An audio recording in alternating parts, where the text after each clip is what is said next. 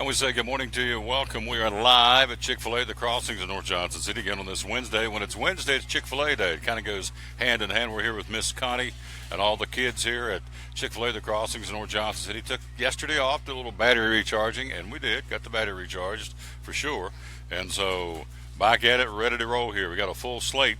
We are here live again at Chick-fil-A today. Got to go ahead and tease a couple of things coming up this week. Tomorrow, we're going to hear from Coach Philip Fulmer is going to call us. We're going to talk to Coach Fulmer about college football, his football camp, some stuff going on down in Knoxville. So we'll hear from Coach Fulmer tomorrow. We'll be at Chick-fil-A at the Crossings in Johnson City today. Tomorrow at Champion Chevrolet.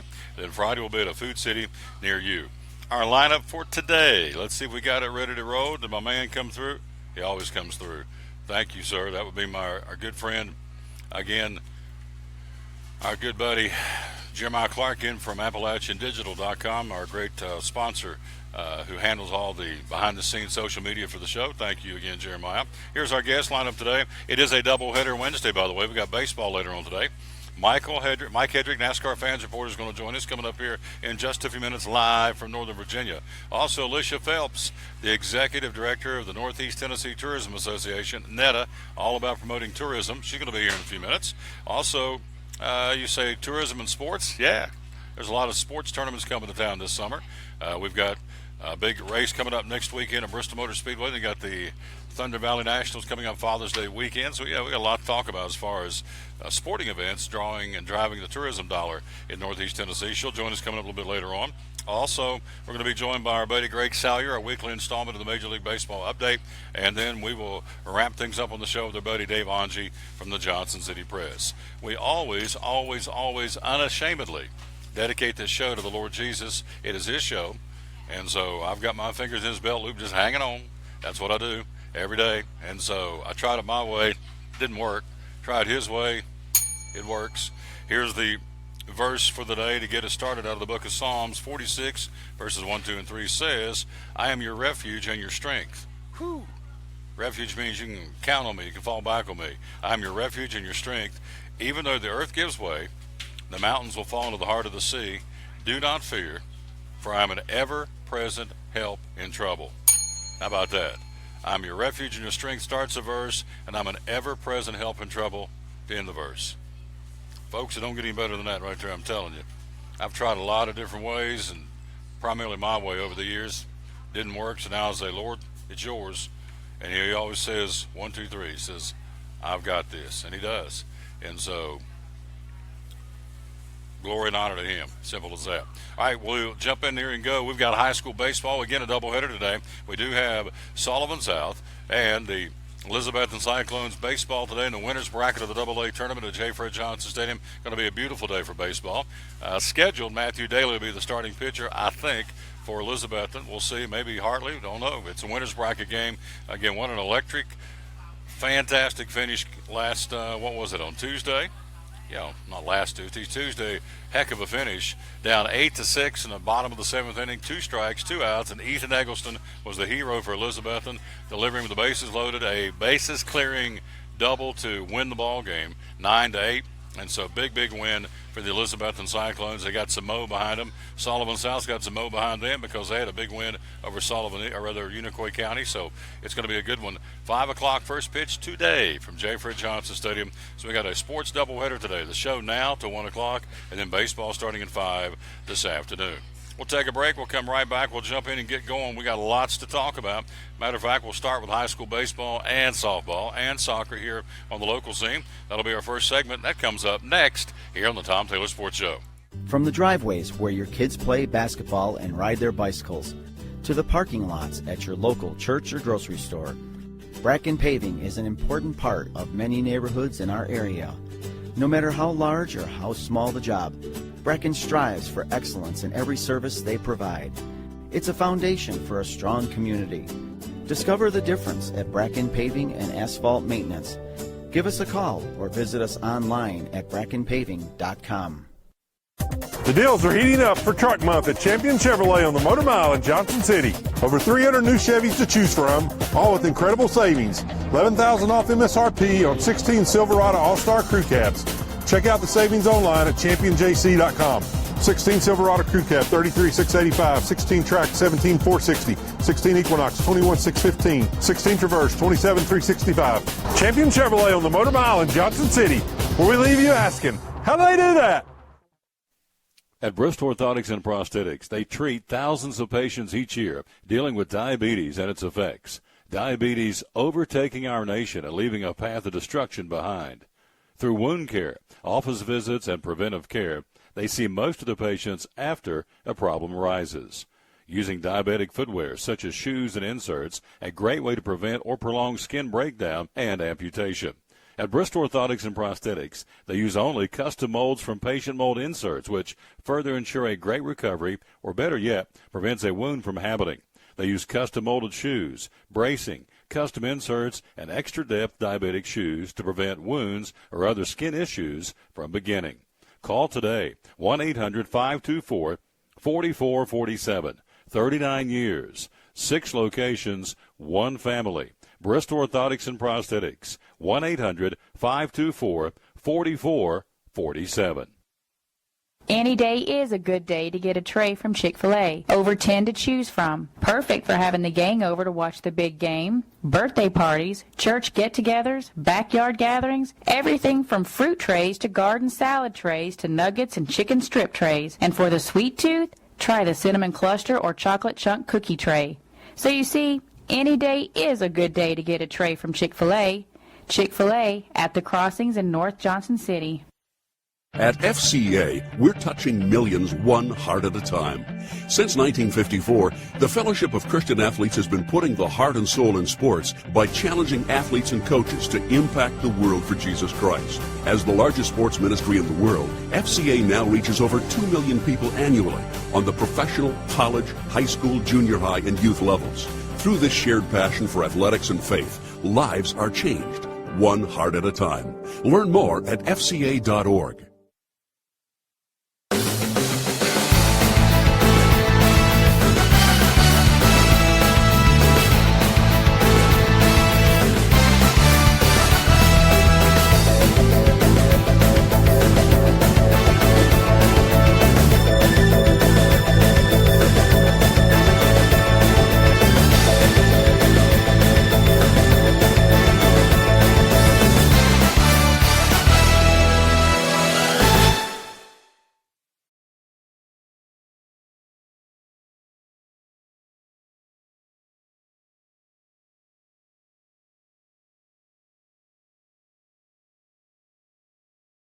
And back with the Tom Taylor Sports Show. Thanks for being with us. Show number 514. They said it wouldn't work, and here we are, going strong. Let's run down for you baseball from yesterday. Boy, big upset. I would think some unhappy campers in Johnson City. Science Hill eliminated from postseason play. Not only did they not qualify for the regional, they did not even get to the district tournament championship or even semifinals. Tennessee High eliminates them last night, 6-3 the final. Hilltoppers gone for Coach Ryan Edwards. That's in District 1 AAA. In District 2 AAA tournament, Jeff County doubles up Sevier County, 6-3. Also, Morristown East beat Morristown West 3-2 in the District 2 AAA tournament. In the 1AA tournament yesterday, it was Sullivan North defeating Happy Valley 11-2. East over Sullivan North 16-6 in the District 2 AA tournament. Claiborne beat West Green 20-8. Greenville shuts out Granger 6-0 in baseball. In Southwest Virginia, J.I. Burton beat Castlewood 1-0. Rye Cove over Thomas Walker 5-4. And so that's your baseball schedule from yesterday. Today, you've got the championship at Daniel Boone, Dobbins Minute, and Tennessee High at 6 o'clock tonight. In the District 2 AAA tournament at Seymour, Morristown East and Seymour 5:30. And then that winner, just put Morristown East and Seymour at 5:30 this afternoon. And the AA tournament, it is a doubleheader. Our game, Elizabethton and Sullivan South at 5 o'clock, and then Sullivan East and Unicoi County coming out of the losers bracket game at 7:30 tonight. So the winner of tonight's game qualifies for the regional, and so big game, lots at stake tonight. The winner of the Cyclone Rebel game at 5 o'clock will qualify for the regional next week in high school baseball. And, of course, the loser will go into the losers bracket game. And so, of course, Elizabethton has not lost yet. And so it's a double elimination tournament. So I would assume we're playing tomorrow. Would that be a fair statement? Let's see. Yep, the game 9 loser versus the game 10 winner. Yeah, there'll be baseball tomorrow at 5 o'clock and or 7:30 for Elizabethton tomorrow night. Hey, it's the Tom Taylor Sports Show again. We are live again at Chick-Fil-A, the Crossings in North Johnson City. Let's take a look at softball. In the District 1 AAA tournament from yesterday, Daniel Boone continues their winning ways. They punched their ticket to the regional tournament. Daniel Boone's Lady Trailblazers beat Crockett 6-1. Sullivan Central eliminates Dobbins Minute 5-4 in softball play. In the District 2 AAA tournament, Morristown West ladies over Cobb County 9-5. Morristown East beat Morristown West 11-9. In the 1AA tournament, the Elizabethton Lady Cyclones just keep on keeping on. They blank the host team, Unicoi County, 8-0. And Sullivan South hammers Happy Valley 13-0 in girls softball play. In the District 2 AA tournament, Chucky Doak defeats Claiborne's ladies 4-3, Granger 10, and the Greenville Lady Green Devils 3 in girls softball play. In the District 1 tournament, Unaka's ladies over University High 2-1, and North Green's ladies over South Green 15-5. In Southwest Virginia, softball action, Castlewood beat J.I. Burton 5-4. Rye Cove takes 2 from Thomas Walker, 20-1 and 5-0. Tazewell 9, Virginia High 5, and Union beat Ridgeview in girls softball play. Final there was 4-1. Today, it happens as follows. At 4:30 this afternoon, the elimination game, the Crockett Lady Pioneers taking on the Sullivan Central Lady Cougars. That'll be a first pitch at 4:30 at Indian Island Park in Kingsport. District 1 AA tournament, Sullivan East and Sullivan South at 5:30. Then Unicoi County plays that winner at 7 o'clock. So South or East, somebody's going to play 2 games tonight, which is a good thing. It means you're still winning, you're still playing. As that's the AA tournament in Irwin, Sullivan East Lady Patriots and South at 5:30. Unicoi County takes on the winner of that game at 7 o'clock tonight, coming out of the losers bracket. Then in soccer from yesterday, you had in the AAA soccer, Science Hill blanking Central. Sullivan Central 6-0. Dobbins Minute blanks Tennessee High 6-0. In the single A AA tournament and double overtime, South beat University High 3-2. In double overtime, Unicoi County beats Elizabethton 2-1. So no soccer today. Soccer picks back up tomorrow with the championships in AAA and AA and single A, AA, and boys high school soccer. That's a look at high school sports again on this Wednesday, May the 10th, 2017. Show number 514. We'll take a quick break. We'll come right back. We're going to be joined by our buddy. We'll go to the phone, and he's there. That will be our buddy Mike Hedrick from Northern Virginia. Joins us live again. We'll see what's happening in NASCAR. A wrap-up at Talladega. Preview the Kansas Speedway race. Got Carl Edwards still driving a car and going fast. You want to talk? It is a cameo, ladies and gentlemen. Enjoy him while we got him. Hit the magic button. I'm going to try to hit your belly. There he is, on camera. Unexpected treat, no question. Our buddy Danny Birchfield from Chick-fil-A. Morning, sir. How are you? Good. How are you? Good. Let's see. Got you. On? Yep, you're on. Oh, yeah. It is. See, you're popping right there. You're popping. So, oh, yeah. Okay. It's going to get hot today. Yes, sir. On the menu, something cool me down. What's something cool you would recommend? Cool them down on a hot day. Tea, lemonade, shakes. Tell me about the frosted lemonade. Frosted lemonade, ice cream, lemonade. It's good if you like lemonade. Lemonade. And you got 2. You got the high octane of the diet, right? Yes, sir. All right. Yes, sir. And then you've got, I love the milkshakes. Tell me about the milkshakes. Chocolate milkshake. We got chocolate, strawberry, cookies and cream, and vanilla. And we'll start the peach shake tomorrow. Yes. Peach come back tomorrow. Peach comes back tomorrow. I lose money in the summertime coming here. I eat 2 of those a day. It's good for you. Not a peach eater, but they sell. There's a good seller. Oh, yeah. All right. Oh, yeah, they're good. Well, you're all bundled up here. No wonder you're counting the buying. All right, let's take a look at NFL draft. Now, he's a big Cowboys guy. Now, he loses Romo to the broadcast booth. And let's see. The draft went so-so for you guys. Tell me what you thought about your draft picks. I don't think they strengthened the defense enough. The offense is there, but the defense is. I think they'll do. I don't know. I think I would have took Derek Barnett. I'm a Tennessee guy anyway. But I think I'd have tried to trade up and get him. But I think they'll be competitive. I mean, I think they'll be able to put enough points up to where the defense can play like they did last year. I think the defense will be better than last year. We got some people that were hurt that are coming back. They're looking good, but overall the defense is going to be the sore spot, and offense will be steamrolling. Can they get to the Super Bowl? Absolutely.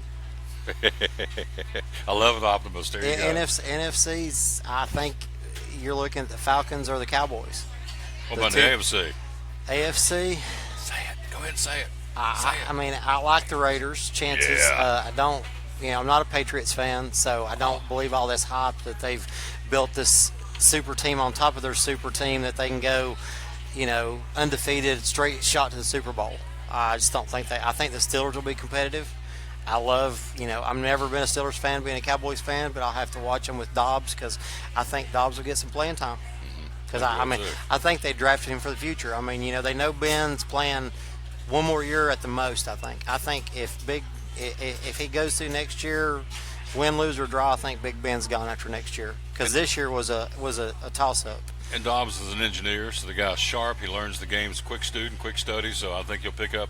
If you've ever seen an NFL playbook, it's about that thick, and I think Dobbs will quickly pick it up. And so we'll see how he does in Pittsburgh. Yeah, he's not a Big Ben. He's a completely different type of quarterback. If somebody can help him with that accuracy, because we know he can run, he can throw the short pass. He just got to learn to throw it long. We're talking to our buddy Danny Birchfield. We're live here at Chick-Fil-A, The Crossings, every Wednesday. We're here. Love coming here. It's one of my favorite stops to come every week. All right, a little closer to home. You're awful proud of those Lady Trailblazers softball team. Tell me about it. Sir, they're winning. They're just they're unbeatable right now. I mean, they're doing good, spreading it around. I mean, what was it? What they beat Crockett? I don't remember the final yesterday, but I know they beat Crockett ahead of the championship game, district championship Thursday night. And then automatically for regionals starting next week, I believe. Yes, regionals next week. Yesterday, they beat Crockett 6-1 yesterday. And they'll play. Who do they play? They don't play today. They play tomorrow, Thursday for the championship. The winner of the game between Crockett and Sullivan Central today, coming out of the losers bracket. Yeah, so that's what I thought they could. And so even then, they'll be if by chance they would lose, then they'd have to play again Friday. Outright championship. So we get their championship. So I think it looks pretty good for them. They're 33-5. Yeah. Well, they were, and they started the season 3-3. So they've been 30-2. 30-2 is not bad. We'll take it. And both of those losses were, I think, at tournaments. So I know they played a Knoxville tournament a couple of weekends ago. It was pretty competitive. Talking to Danny Birchfield before it's getting ready to get cranked up here in a few minutes. So before he takes off, over here to the left, you can't see it off camera, but there's a bunch of to-go orders. You guys do a lot of to-goes. You do a lot of catering right now? A lot of catering, yes, sir. It's tis the season. Tis the season. Field days. End of school parties. Just this is, we've got church groups that eat on Wednesday nights that get stuff. We're feeding two different churches tonight. Boone Trail's got an order coming in, and we've got Tri-Cities Baptist is getting some food tonight. So Wednesday night. We'll feed anybody. Even me. Even me. Now, before I let you go, okay. What has been the hot seller? You're here every day over the last week or so. Is it salads? Is it number one? Is it what's consistently the hot sellers? The number one is always one of the top sellers, but the salads are big right now just this time of year. Probably sell, 50, 60 of each salad a day. And we're going to talk about the Cobb salad. What's the other one that you want me to talk about? We got a Cobb salad, we got a market salad, and we've got a Southwest salad. Yeah, which one? There we go. Cobb salad. Tell me about the Cobb salad. You can tell me better than I can up there. Yeah, I can read this just like it's got. It's got nuggets sliced and cooked hot on top of a romaine lettuce and baby greens, topped with shredded red cabbage and carrots, roasted corn kernels, a blend of shredded Monterey Jack and cheddar cheese, bacon crumbles, diced eggs, and grape tomatoes. It's all right here again at Chick-Fil-A, The Crossings in North Johnson City. And, of course, as he talked about, peach milkshakes come back tomorrow. It's the summertime thing. It's a good thing. Yes, sir. All right. Give me some taters. This guy's good. Thank you. Yes, sir. Thank you. That's awesome. I appreciate it very much. We'll take a quick break. We'll come right back. We'll go from Chick-fil-A and Dallas Cowboy football. We'll go to Northern Virginia. We're going to talk NASCAR coming up next with our buddy Mike Hedrick, the NASCAR fans reporter. He joins us next by phone live from Virginia as we're here again for show number. She's in the house, ladies and gentlemen. Our buddy Alicia Phelps. She's going to join us after Mike joins us. And he's going to join us next. Show number 514 on the Tom Taylor Sports Show. Any day is a good day to get a tray from Chick-Fil-A. Over 10 to choose from. Perfect for having the gang over to watch the big game, birthday parties, church get-togethers, backyard gatherings, everything from fruit trays to garden salad trays to nuggets and chicken strip trays. And for the sweet tooth, try the cinnamon cluster or chocolate chunk cookie tray. So you see, any day is a good day to get a tray from Chick-Fil-A. Chick-fil-A at the Crossings in North Johnson City. The deals are heating up for Truck Month at Champion Chevrolet on the Motor Mile in Johnson City. Over 300 new Chevys to choose from, all with incredible savings. $11,000 off MSRP on 16 Silverado All-Star Crew Cabs.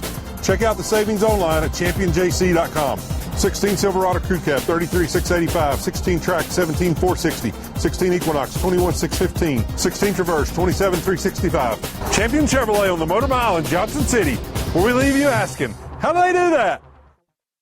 At American Import and Auto Repair in Johnson City, one of the 8 areas of your vehicle that takes constant continuing education is the air conditioner on your vehicle. Well, you would think that AC would be a simple one, but it's getting to be a lot bigger than just AC.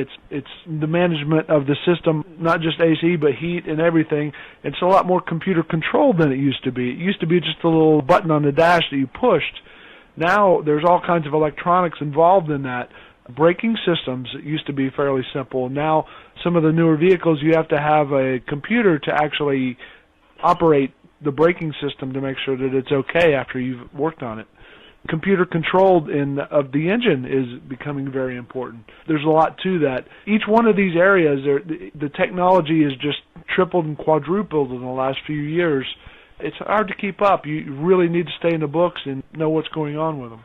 American Import and Auto Repair, Johnson City, open 6 days a week. Call today at 913-3111. From the driveways where your kids play basketball and ride their bicycles, to the parking lots at your local church or grocery store, Bracken Paving is an important part of many neighborhoods in our area. No matter how large or how small the job, Bracken strives for excellence in every service they provide. It's a foundation for a strong community. Discover the difference at Bracken Paving and Asphalt Maintenance. Give us a call or visit us online at brackenpaving.com. Your life is always changing. You never know what shape it will take, or how your financial needs might change. But if we talk about your investments and how they can provide for you and your family, the future becomes clear.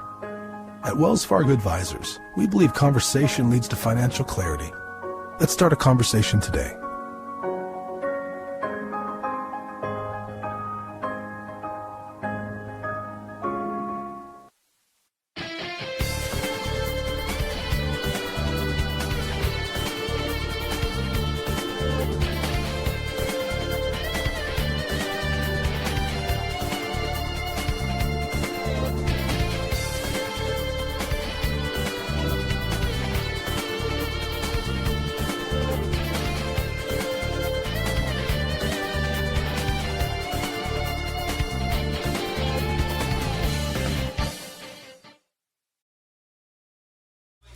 We're back live again to the Tom Taylor Sports Show. We are here. He is there. Let's go to Northern Virginia. Our buddy Mike Hedrick, the NASCAR fans reporter. Good morning, sir. How you doing? Doing great. It's a beautiful day up here. And, hey, I like that Bible verse, the Lord is my refuge and strength as well. You got it. And he says, I'm an ever-present help in trouble. We're all going to run into trouble, so faster you can put your fingers in his boot, not his boot, but in his belt loops and say, take me and hang on, the better off we're all going to be. I've had to learn that the hard way, so thank you for that. We are here. Man, what a run, what a ride, literally, for A.J. Allmendinger Sunday down at Talladega. Kind of recap that wild and crazy race at Talladega last week.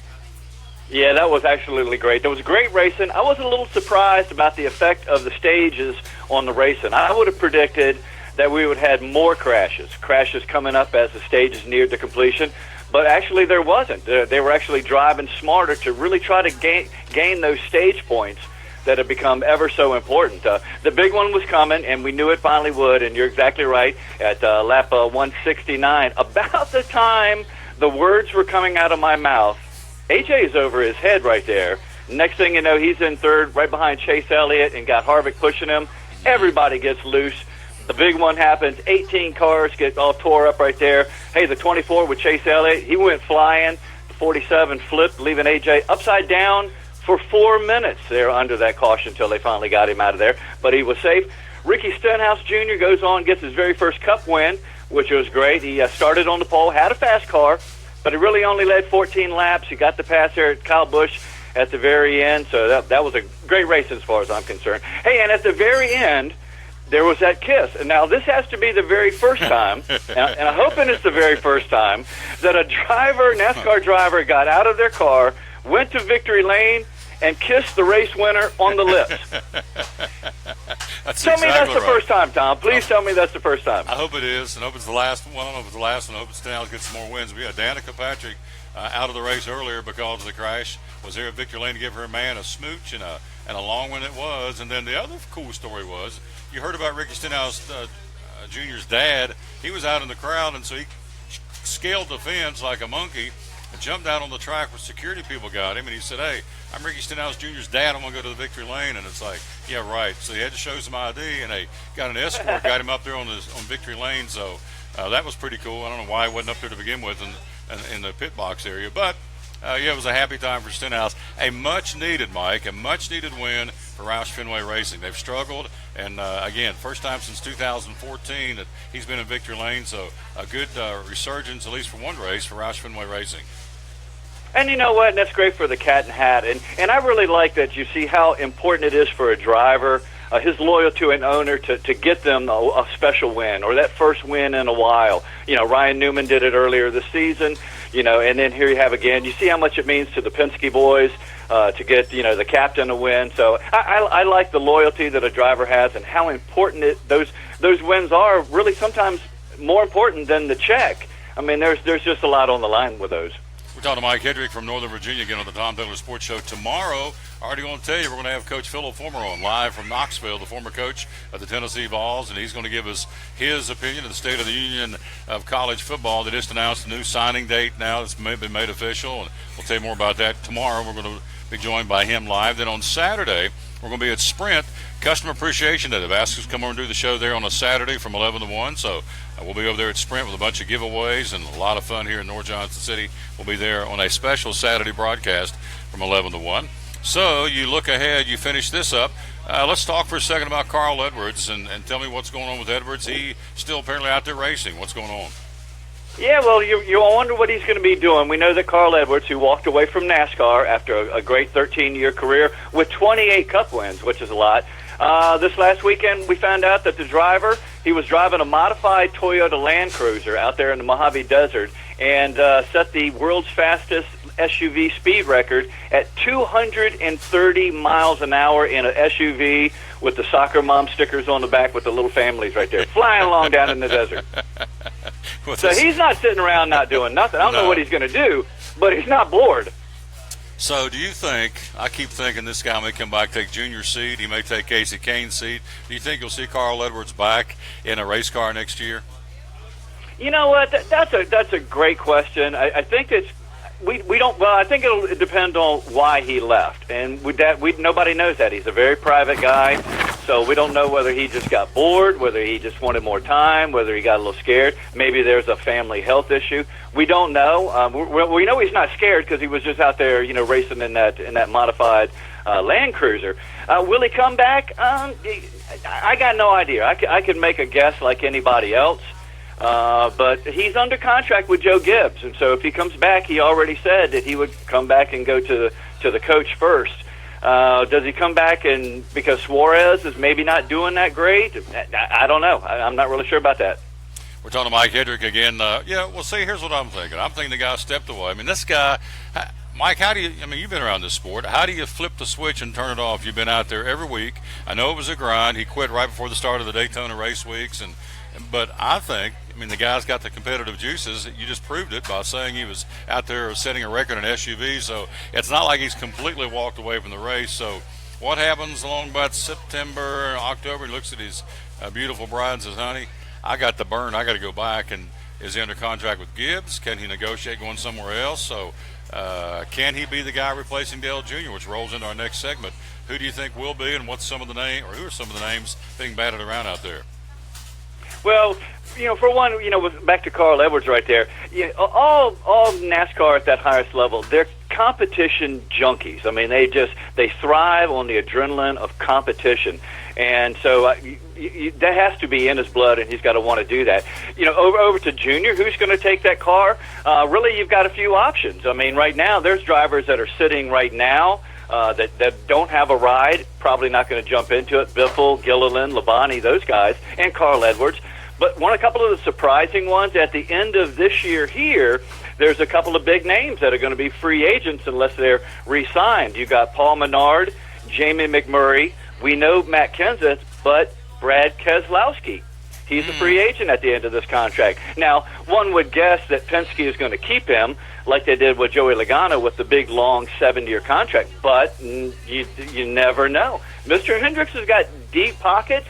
And so, does he go with one of the veterans like that, or does he go to his own stable? He has Alex Bowman under contract right there. He's got William Byron, fantastic young driver that is in Hendricks's, Junior Motorsport, which is Hendrick's Xfinity team. And you've got a couple of guys like Elliott Sadler and Justin Allgaier that are also down there, too. So there's some good drivers out there. I'm still pulling for Ryan Blaney to take that seat.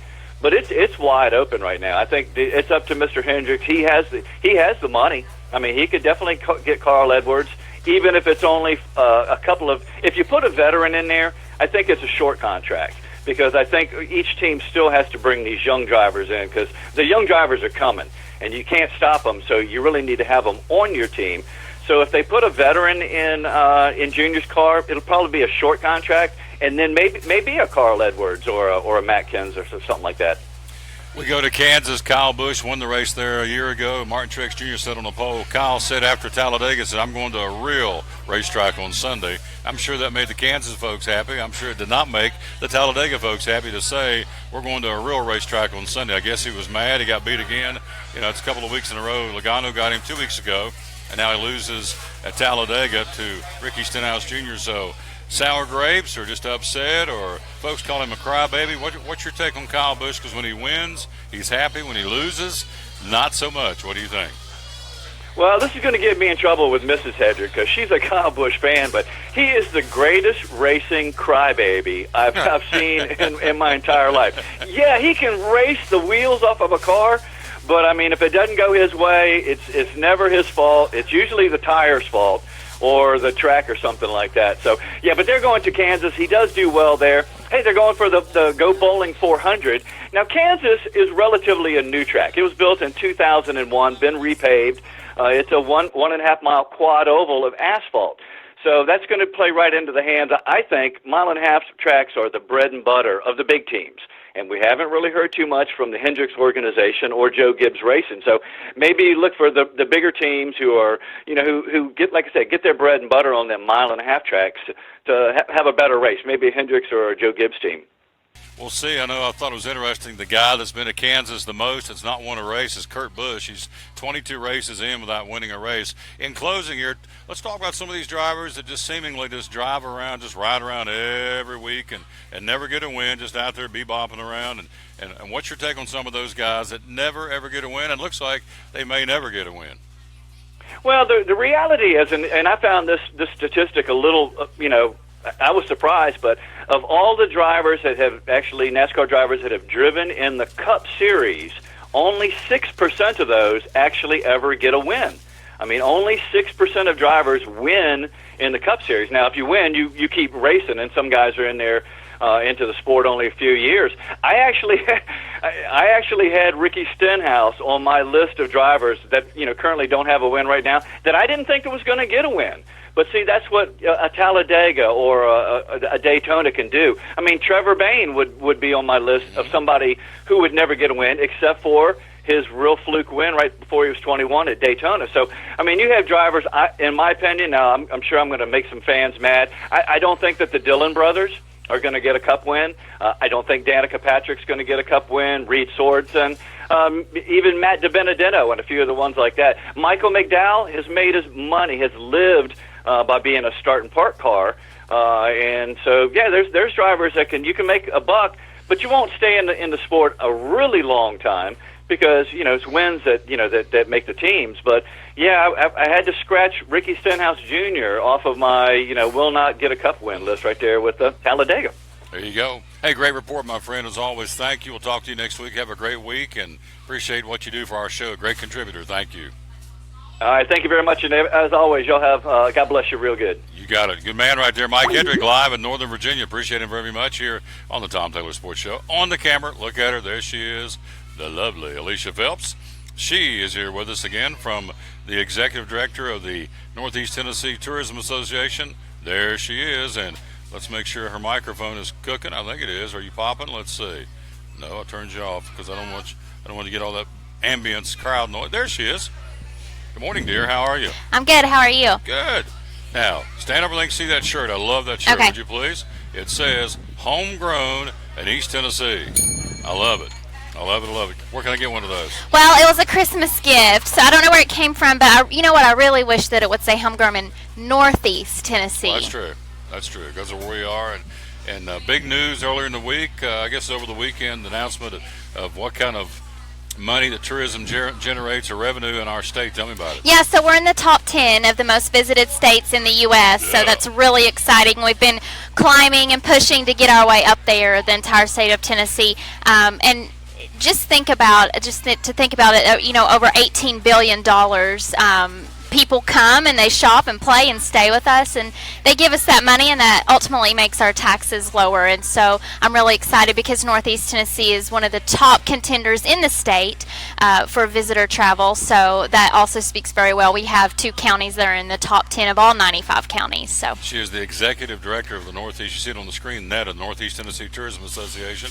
So for folks out there going, what's NETA? What's it all about? So I'm with the Northeast Tennessee Tourism Association. We've been around for 40 years, celebrating the Big 4-0 this year, and I represent all of the 8 counties in Northeast Tennessee, all the way up to just before you get to Morristown, so Greene County, covering around to Johnson and Unicoi and Carter and everybody in between. So I represent them when it comes to tourism in Northeast Tennessee collectively, and we serve as an advocate and the legislator, as well as through different events and things like that. And coming up tomorrow is our Pinnacle Awards, which honors a lot of the events and efforts folks have done throughout the year in Northeast Tennessee and with our neighbors in Southwest Virginia too, because we're all a big family.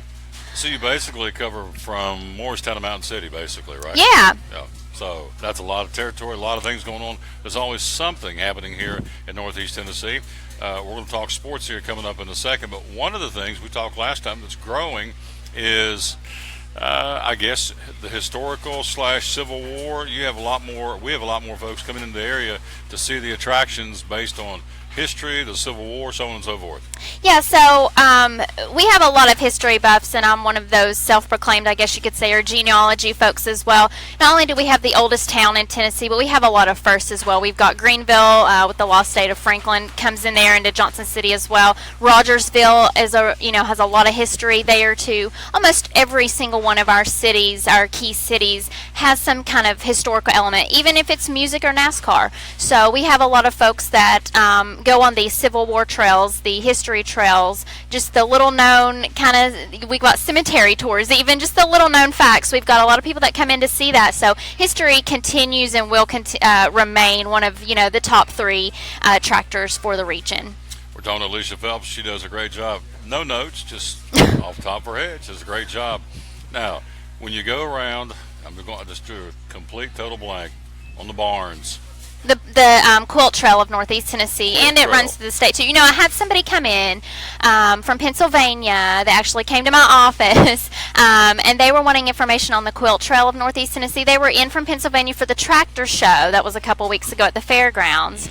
So that's another. Agritourism is huge as well. Farm tours, anything like that. Getting back to your roots, farmers markets too. But yeah, it's a driving tour, and you'd be amazed to see these beautiful artistic quilts, and a lot of the century-old farms too are displayed throughout the countryside, and people love getting on those back roads and checking out those quilts.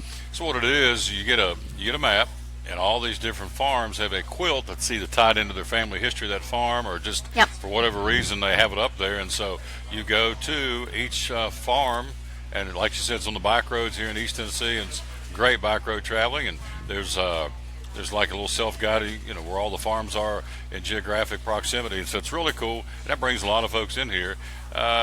Is there a website? Where can we find the kind of the list for the quilt? Yeah, you could just Google or look up the Quilt Trail of Northeast Tennessee. It'll have a map, and it'll show you it's divided up into counties. So if you live in Greene County or Unicoi County and you just want to take a Saturday and go visit the ones, there's several in each area. And I'd be remiss if I wouldn't mention, speaking of backroads, there's a huge announcement tomorrow coming from the Tennessee Department of Tourist Development and Johnson City and Northeast Tennessee. We're going to have a big bike rally coming this fall with Geico.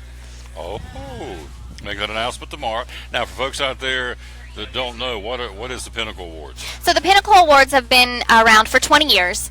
This is our 20th year honoring folks, and we recognize advertising, promotions, public relations, events, and special programs that people do in the past year, so 2016, that they will have done that contributed to tourism, the economy, or the community. So we'll also honor volunteers as well, and then we have a Platinum Pinnacle that we kind of have put together to honor the largest impact that we've felt in a long while. So we'll be giving that away tomorrow too, and we can do without our big sponsors with Bristol Motor Speedway and the Tennessee Department of Tourist Development.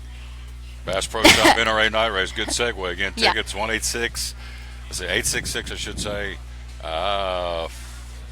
Never mind. We'll go back to 423 Bristol or bristoltix.com or 866-415-4158. Get tickets. And suffice it to say, the phones are buzzing for Dale Jr.'s final laps around Bristol coming up in August. Ticket sales are very brisk. And so 423 Bristol, or go on the internet at bristoltix.com and get your tickets, because we're looking for a huge house in August for the Bass Pro Shop NRA Night Race, toughest night race ticket or toughest ticket in NASCAR, and of course the final go-round of Junior on the track that he made famous by saying "It's Bristol, baby." That was the phrase he coined. So that's coming up. Brings a lot of money into East Tennessee and Southwest Virginia, the tourism dollars. And this young lady's on top of that, and she, again, is joining us here today. We appreciate that. Alicia Phelps, of the Northeast Tennessee Tourism Association. She also is a Kyle Busch fan. Yeah. Last week, though. Not Ooh. good. Yeah. So what do you think he said after the race? He said, well, I'm getting ready to go to a real racetrack at Kansas. So now the previous guest said he's the best, how do you say it, best driving crybaby in NASCAR. So, of course, you're a Kyle Busch fan. I am too. And I would have to agree. If you win, be exciting. If you lose, and I know it's frustrating. He got snookered by Joey Logano 2 weeks ago at Richmond. He lost last week to Stenhouse at Talladega. But you know what I love about him is he's passionate. Yes. So, you never know what you're going to get sometimes with him, but that makes it exciting. And he, you can tell he really cares about winning. So, but it comes across being a crybaby. Yeah. And I understand that. I see him as being competitive because I've interviewed him before. He said, look, Joe Gibbs pays me to be out front to win races, and that's what I'm supposed to be. When I'm not happy. That's what I'm paid to do, and I'm a competitor. I appreciate that, but sometimes it's almost like a doctor who has good intentions, but his bedside manner's not so good. So I think if I could sit him down, I'd say, Kyle, be passionate, but just don't come across, So anyway, we'll see. I like it. Go for it. You're not first, you're last. There you go. We're talking to our buddy Alicia Phelps, the Executive Director of the Northeast Tennessee Tourism Association. It is also getting ready to start festival time with the OK Corral. You got the Strawberry Festival coming up in Unicoi, Cover Bridge Days coming up next month in Elizabeth, and it kind of springboards, festivals and fairs all the way through the fall now, right? Yeah, and Fun Fest just released their lineup, as did Rhythm and Roots. So big year for us. We're really excited about that. And I had some Scott strawberries. It is National Tourism Week, I have to say, and that's why we have our Pinnacle Awards. And we've been visiting a lot of the welcome centers this week, and I was in Unicoi. I had to stop and get the strawberries on my way back. So yeah, the Strawberry Festival's coming up, and you can always find out about the events and festivals on our website at northeasttennessee.org. And I tell you, I was looking even during the week. There's 22 things, and that's probably not even half. So it's great. It's festival time, and I'm ready, and it's hot outside. Absolutely. By the way, the Fun Fest, they announced it's going to be Jeremy Camp and 10th Avenue North on the Contemporary Christian Concert. Then they've got coming in Night Ranger in no particular order. Huey Lewis in the News, Night Ranger, and Rick Springfield coming to Fun Fest in Kingsport in July. And then in September, Rhythm and Roots, the headliner, Dwight Yoakam. That's pretty strong right Hello. there. Hello. guitars, Cadillacs, and hillbilly music. Yeah, what stuff. a great lineup they have, though. I mean, it's just for 3 days. It's amazing who comes to the mountains and from all over. A website. What else you want to talk about? Anything I left off you want to discuss? Well, thanks for having us. Always, you've been a great supporter of us for such a long time. So we thank you for what you do. Yep. So we got festivals, fairs, agritourism, historical tourism. Am I leaving anything out? And how does this relate to sports? Because this is a sports show. We had several Pinnacle entries. People don't realize that sports tourism is huge, especially in Greenville, Kingsport, and Johnson City. They bring in a lot of national, collegiate, and just national tournaments coming in. They have to stay somewhere. They have to eat somewhere. They have to find something to do, and that all contributes to tourism and the economy. So we may have some winners that are sports related tomorrow too. Well, quite a few, I'd say. Last question. What kind of money in Northeast Tennessee does tourism generate? What kind of revenue? Well, I don't have the actual Northeast Tennessee numbers for 2016, but for 2017, I can tell you that it starts almost with the B for billion. So we're in there, and it just is great to see that put back into the community. So Absolutely. they're temporary residents, and they're here for a weekend or for a week, and they contribute, and it's great. One of the events coming up, we're going to have some folks on talking about it tomorrow and Friday next week at the Speedway. We've got over 500 late model cars coming to town for the Short Track Nationals first time event. All those will be putting heads in beds. They got to sleep somewhere. They got to eat somewhere. Then that springboards right into the Thunder Valley Nationals Father's Day weekend for the NHRA series coming to town. Then you look up, and we're not that far away from the triple header of Bristol Motor Speedway in the fall. The August racing for the truck race on Wednesday, where kids get in free 12 and under.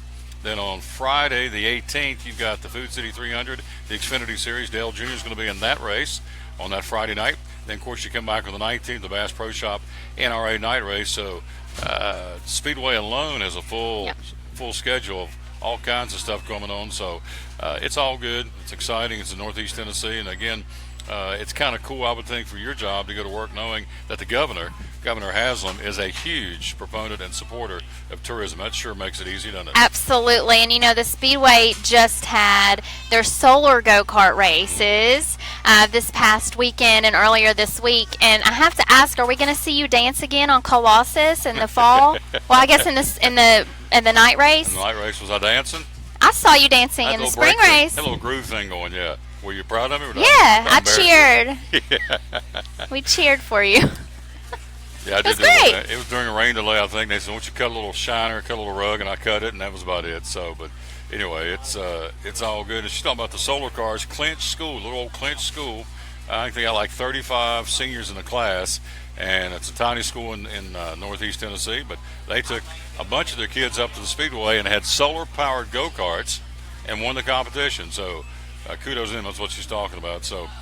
One more time, website, how do we get to it? northeasttennessee.org, and we're on all social media outlets too. So she's awesome. There's no cue cards, no notes. It's all right up here. Actually, it's right here. She has a passion for tourism. It's all coming out of her heart. Use some taters. She's so good. Let me see your hand. Bless your hand. I'm cold. Your little hands are cold. Bless her heart. We'll take a break. We'll be right back. It's Alicia Phelps, the Executive Director of the Northeast Tennessee Tourism Association. We'll come right back. We'll talk a little NASCAR. The Penske team in trouble. We'll tell you about that. Penalties upheld. Also some notes about getting ready to go to Kansas this weekend for the Go Bowling 400. And also the NASCAR Camping World Truck Series is going to be unveiling its next race. They've been off for several weeks, so we'll take a look at NASCAR next. Top of the hour, Greg Salyer joins us talking Major League Baseball. We're live at Chick-Fil-A show number 514 at the Tom Taylor Sports Show. At FCA, we're touching millions one heart at a time. Since 1954, the Fellowship of Christian Athletes has been putting the heart and soul in sports by challenging athletes and coaches to impact the world for Jesus Christ. As the largest sports ministry in the world, FCA now reaches over 2 million people annually on the professional, college, high school, junior high, and youth levels. Through this shared passion for athletics and faith, lives are changed, one heart at a time. Learn more at fca.org. American Import Auto Repair in Johnson City takes care of both male and female customers, but owner Kim Smith says they have a special care and concern for ladies. Being a female in what's considered a man's business, I understand the trepidation that women may have when they come to the shop. They feel like they don't know about cars, they might be intimidated, but that's not the way we do business. Everybody's treated the same. We take the time to explain anything that they have questions about, the repair, the process, the parts. We want to make sure people are comfortable with what we're going to do to their vehicle and that they understand. We do cater to women in a sense. We have a real nice waiting room with nice Keurig coffee and flavored creamers, air-conditioned, cushioned seats, TV, everything a girl could want while she waits for her car to be fixed. American Import Auto Repair in Johnson City, open 6 days a week. Call today at 913-3111. It's Friday night at 7 o'clock. You've been involved in a car accident. You may be out of state on vacation or just a few miles from home. What do? Who do you call? At Farmers Insurance Group, one call is all you have to make. Hello, this is Jim Klein, an agent with Farmers Insurance. It's called One and Done. You don't have to wait till Monday morning to file a claim. You can make the initial call and we'll begin right away to help you. We assist you in moving the vehicle to a certified repair shop, getting you set up with rental car, and informing your agent. Then here at the staff at Jim Klein Farmers Insurance, we follow the claim through to the end. It's that easy. One and Done. We're your one and done location for all your insurance needs. Auto, home, life, commercial, workers' comp, and bonds. We can help you with all your insurance needs. Give me a call today, Jim Klein Farmers Insurance at 247-5400. Your one and done location in Kingsport, 247-5400. Any day is a good day to get a tray from Chick-Fil-A. Over 10 to choose from. Perfect for having the gang over to watch the big game, birthday parties, church get-togethers, backyard gatherings, everything from fruit trays to garden salad trays to nuggets and chicken strip trays. And for the sweet tooth, try the cinnamon cluster or chocolate chunk cookie tray. So you see, any day is a good day to get a tray from Chick-Fil-A. Chick-Fil-A at the Crossings in North Johnson City.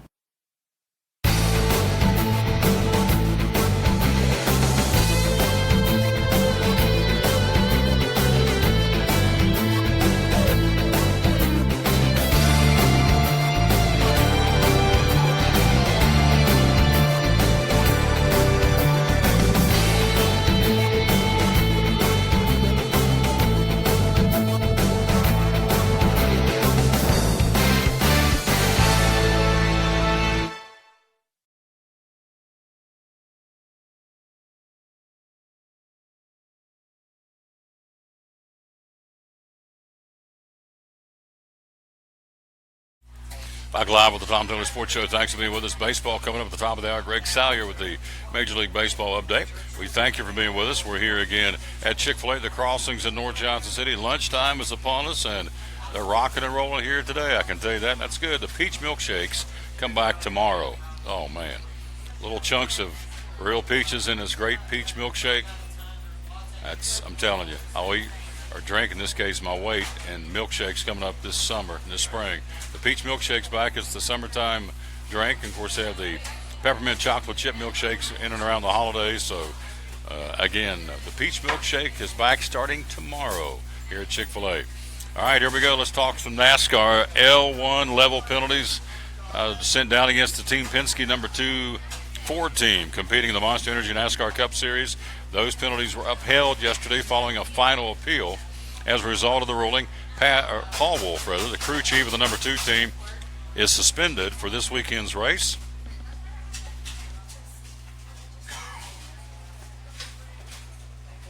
The Go Bowling 400 scheduled for Saturday, not Sunday, but Saturday evening. Mother's Day weekend, they're going to race Saturday night and get home so they can be with their mamas, and I certainly understand that. Wolf was fined $65,000 and suspended for 3 Monster Energy Cup Series races, while driver Brad Keselowski and the number 2 team were docked 35 driver and owner points, respectively, for a rules violation uncovered during post-race inspection following the Camping World 500 at Phoenix Raceway earlier in the year. The number 2 team failed the post-race rear wheel steer, again coming out of the Phoenix race. Wolf has already set out 2 races. The Auto Club 400, as Penske officials filed the initial appeal and asked for his suspension to be deferred, and most recently the Geico 500 over the weekend at Talladega. And so in his absence, Wilson was a young man who filled in for him at the time and did an okay job, I guess. So Brian Wilson, to be exact, a team engineer, served as the interim crew chief of the number 2 team, and so that happened yesterday. They went in for the final appeal and was denied, so the suspension is upheld. And so Kozlowski currently third in the championship driver point standings through the season's first 10 races, and the number 2 team is third in the championship owner standings. And so the 2012 series champion Kozlowski already has 2 wins this season at Atlanta and Martinsville, all but guaranteeing him and his team a spot in this season's 10-race playoffs. So again, the suspensions were upheld yesterday, and they will serve said penalties going forward here for the number 2 team, for Team Penske, the number 2 team of Brad Kozlowski. Let's take a look at Kansas. Again, the points heading that way this weekend. Kyle Larson, a 54-point lead over Martin Truex Jr. Brad Kozlowski currently third. Chase Elliott fourth. Jamie McMurray fifth. Joey Logano currently sixth in points. Then comes Kevin Harvick, Jimmy Johnson, Clint Boyer, and Kyle Busch rounds out the top 10. Busch winning the race back in May of last year. Again, on the pole was started Martin Truex Jr. Kyle Busch won the race a year ago again at Kansas Speedway. First race was back in 2001, won by Jeff Gordon in a Chevrolet. 4 drivers have started all 22 Monster Energy NASCAR Cup Series races and lead the series in starts at Kansas. That'll be Kevin Harvick, Kurt Busch, Matt Kenseth, and Ryan Newman. 4 drivers have made their first Monster Energy Cup Series career start at Kansas. Eric Jones, 2015, Ryan Blaney, 2014, Austin Dillon, 2011, and Denny Hamlin won it in started his first ever start in 2005 again at Kansas. In the pole department, 14 drivers have Coors Light poles at Kansas, led by Kevin Harvick, Jimmy Johnson, Matt Kenseth, and Casey Kane with 3 each as they get ready to qualify and roll off. The race will be on Saturday night. Hello, sir. How you doing?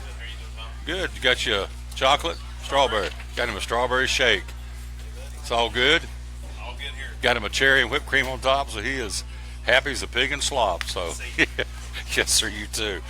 The youngest Kansas pole winner, Joey Logano, did it back in 2015. The oldest pole winner to win a pole at Kansas Speedway, Mark Martin, back in 2009 at the ripe age of 50 years old. In the win department, let's set that up for you. 13 different drivers have won at Kansas Speedway, led by Jeff Gordon and currently Jimmy Johnson with 3 each.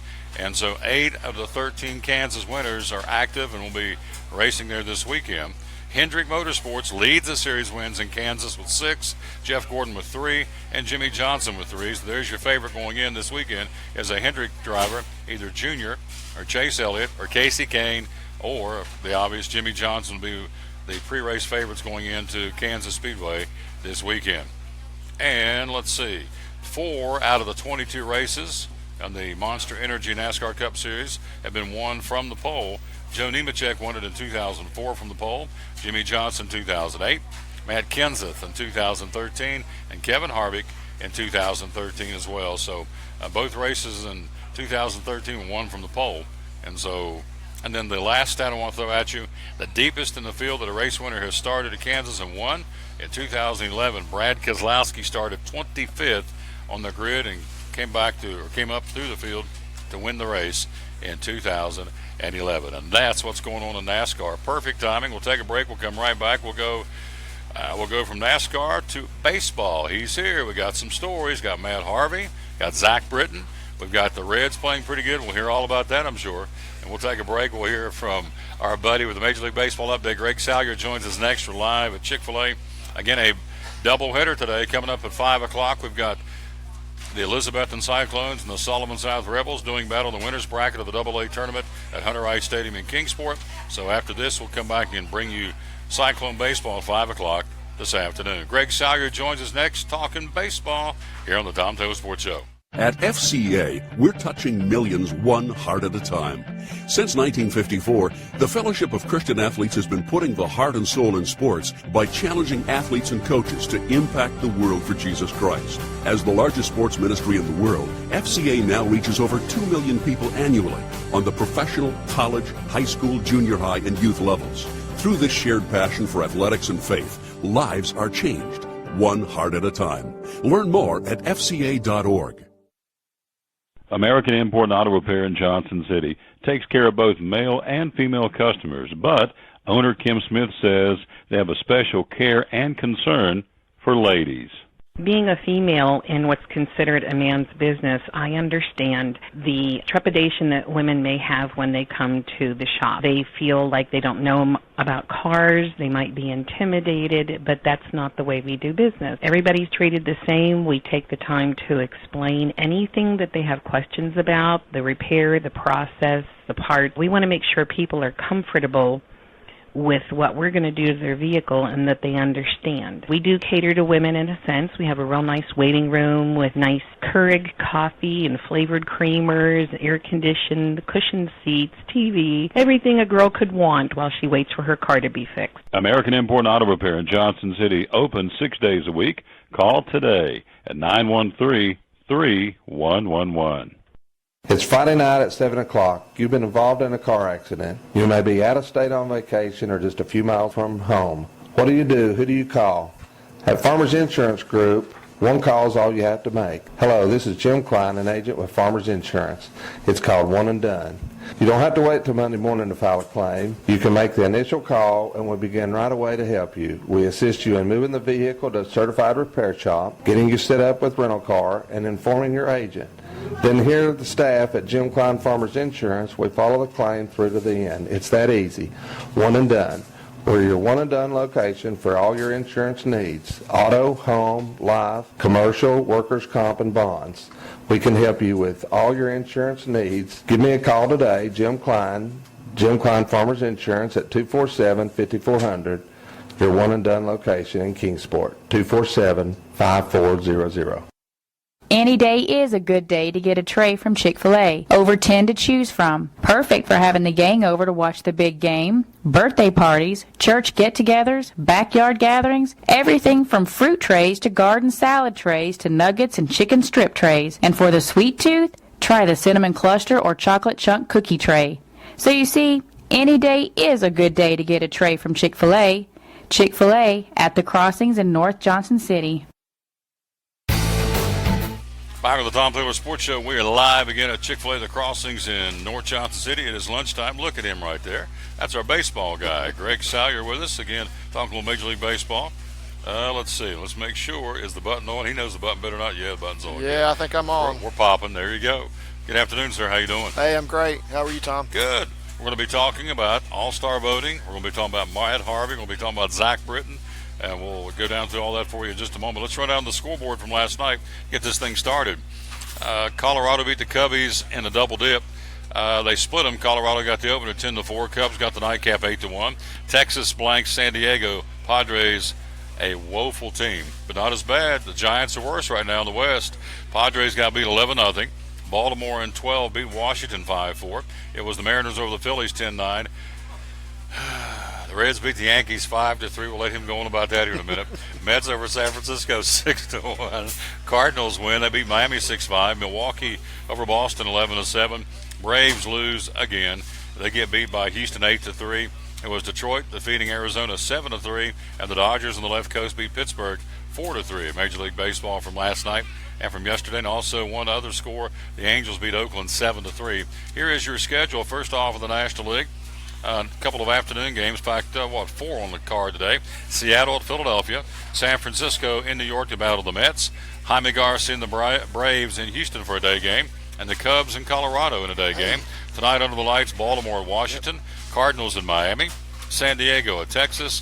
Boston and Milwaukee. Detroit will be in Arizona. And Pittsburgh in L.A. to battle the Dodgers. Speaking of the Tigers, Daniel Norris's next start will be, as they continue their West Coast swing, he'll be in L.A. against the Angels. Albert Pujols and the boys, Mike Trout, and he'll go against Ricky Nolasco, and that'll be a start on Saturday night for Daniel Norris. And again, that's his next start, young man from here in Johnson City. In the American League, again, Seattle and Philadelphia, told you them, Atlanta and Houston, the Angels and Oakland in a day game. Tonight under the lights, Cleveland and Toronto, Kansas City at Tampa Bay. It is Boston continuing their series against Milwaukee in Milwaukee. Minnesota at Chicago, and as we said, Detroit will be at Arizona down in the southwestern part of our country here in the United States of America. So there's your baseball update, scores and schedule. Now let's jump in and talk about Matt Harvey. I guess we'll start with Matt. And suspended for 3 games. I got a story on that, but what do you got? What are you hearing on it? Yeah, from what I hear, he stayed out to 4 in the morning drinking and playing golf. Then went and played some golf and got a migraine, and I don't know if it was a migraine or it was a hangover that he had, but decided he couldn't make it to the game. No, it was the day before he was supposed to start, and so he calls in, but instead of first of all, his message was late. He was about an hour late with getting his message where it was supposed to go. Plus, instead of calling the training staff that he was supposed to, he called his pitching coach and said, "I'm not coming in." And then the Mets tried to touch base with him and had a few calls that were not answered, not returned. So they sent a couple of guys to check on him just to see if he was okay. And he was home. He came to the door in his pajamas, evidently. But, So there's no excuse. First off, he knows who to call.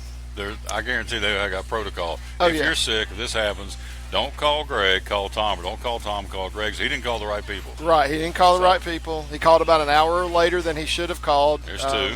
Okay. And, playing golf on the day before you pitch, okay, I can see that if you play that morning and then you get to the field on time. Because he's really not got a busy day that day in preparation for the next day. But I think the problem was, staying out to 4 in the morning. Yeah. They do have a curfew even when they're home, and they're supposed to abide by that. He did not. He has since apologized to his teammates. But I think it's a maturity issue. Yeah. When you're going to grow up, and do your job. There you go. That's Show what up it at the comes down ballpark, to. do what you're supposed to do because you're getting paid big bucks to do it. Yeah. So, so I look at this, the Mets with all this promise, this great pitching staff at the start of the year. Syndergaard did his number, and now you got this guy doing his number. And so Jose Reyes has called him out and said, hey, if you're going to be a part of the team, man up, be a part of the team. So you got some clubhouse troubles, to say the least, in New York. They're underperforming, obviously, where they want them to be, and certainly where that payroll expects them to be, because they're getting a lot of guys getting paid some big bucks. So here's the crazy thing about all this. I was getting ready for the show this morning, and I read where he has not yet decided where he's going to file a grievance against the Mets. We talked about this last week. I think I did. I think you chimed in too. But at the end of the day, Syndergaard, in this case Matt Harvey, is an employee of the New York Met baseball team. Say what you want, he's an employee. Yeah. These guys have got rules here at Chick-Fil-A. You've got rules for your staff at the church. It's just the way it is. And so there's protocol, and you're an employee. And so this guy decides he's not going to come in. He went out drinking the night before, playing golf, and apparently got hammered. So he's home in his PJs, calls in and says, "Oh, by the way, I'm not going to be there today." And now he's going to talk about filing a grievance against the team. I said last week, I would dock Syndergaard pay because here's an arm that I was counting on. Now I can't count on until at least after the All-Star break, if not longer. And now this guy, he's got another pitching assignment coming up pretty soon. But, you look out there, the guys in behind him on the field, are they going to be behind him now? Is they going to support him, or are they going to look at him as see? Yeah. You played, I played. So there's old Matt Harvey going, yeah, okay, you're home in your PJs and you're hungover and didn't want to come be part of our ball club. There's all kinds of problems that can arise out of this. Apparently already has. So what's your take? You're a baseball purist. What would you do if you're the Mets? 24 other guys showed up. There you go. And they expected him to be there with them, and he was not. It's great point. It comes down to the fact, okay, can he, I guess, by Major League rules, file a grievance? I guess. Why? But why? Does he have a leg guilty to stand on? No. He can file it, but it's not going to do him any good. Anybody with common sense is going to throw it out. Well, there's the problem that is a problem. You're right. There's the common sense issue comes into play in 2017. We got some yo-yos running around out there making crazy decisions. But this guy, how can you file a grievance when it's all on you? So anyway, Yeah. that's the latest on Matt Harvey. The pitching staff of the New York Mets, Syndergaard, now Harvey. You've got turmoil inside the clubhouse. You got players calling out other players. And, oh, by the way, last time I checked in the old standings, which is what you're looking for, let's see, the New York Mets are 4.5 out. They're 500 at 16-16, but that's not anywhere where the Met organization expected them to be. And, you know, you lose Syndergaard for what, till at least after the All-Star break? Mm-hmm. And now you got to wonder, you know, is this guy's head screwed on right the next time he goes out and pitches, Matt Harvey? So I'm just think see when he's got his next assignment. I think it's does not say. So did not show up at the ballpark on Saturday, possibly after golfing and coming down with a migraine. Also reported he was out drinking the night before. I guess if you drink enough, you'll get a migraine. So yeah, I guess so. I don't know, but I would imagine. Yep. That's Matt Harvey. What else going on? Let's talk about the Big Albert Pujols. What's going on with him? Yeah, he's closing in on his 600th home run. So he hit number 596 last night. I imagine the Angels have a big countdown somewhere in the stadium, and that's an exciting thing, you know, when somebody's getting close to that. I was in the stadium when Ken Griffey Jr. hit his 593rd home run, and saw them change the countdown thing out in the outfield, you know, on the wall out in right field. It was pretty cool, and you know, so he's getting close. That's a great milestone, and you know, a guy that's played the game right for his entire career, and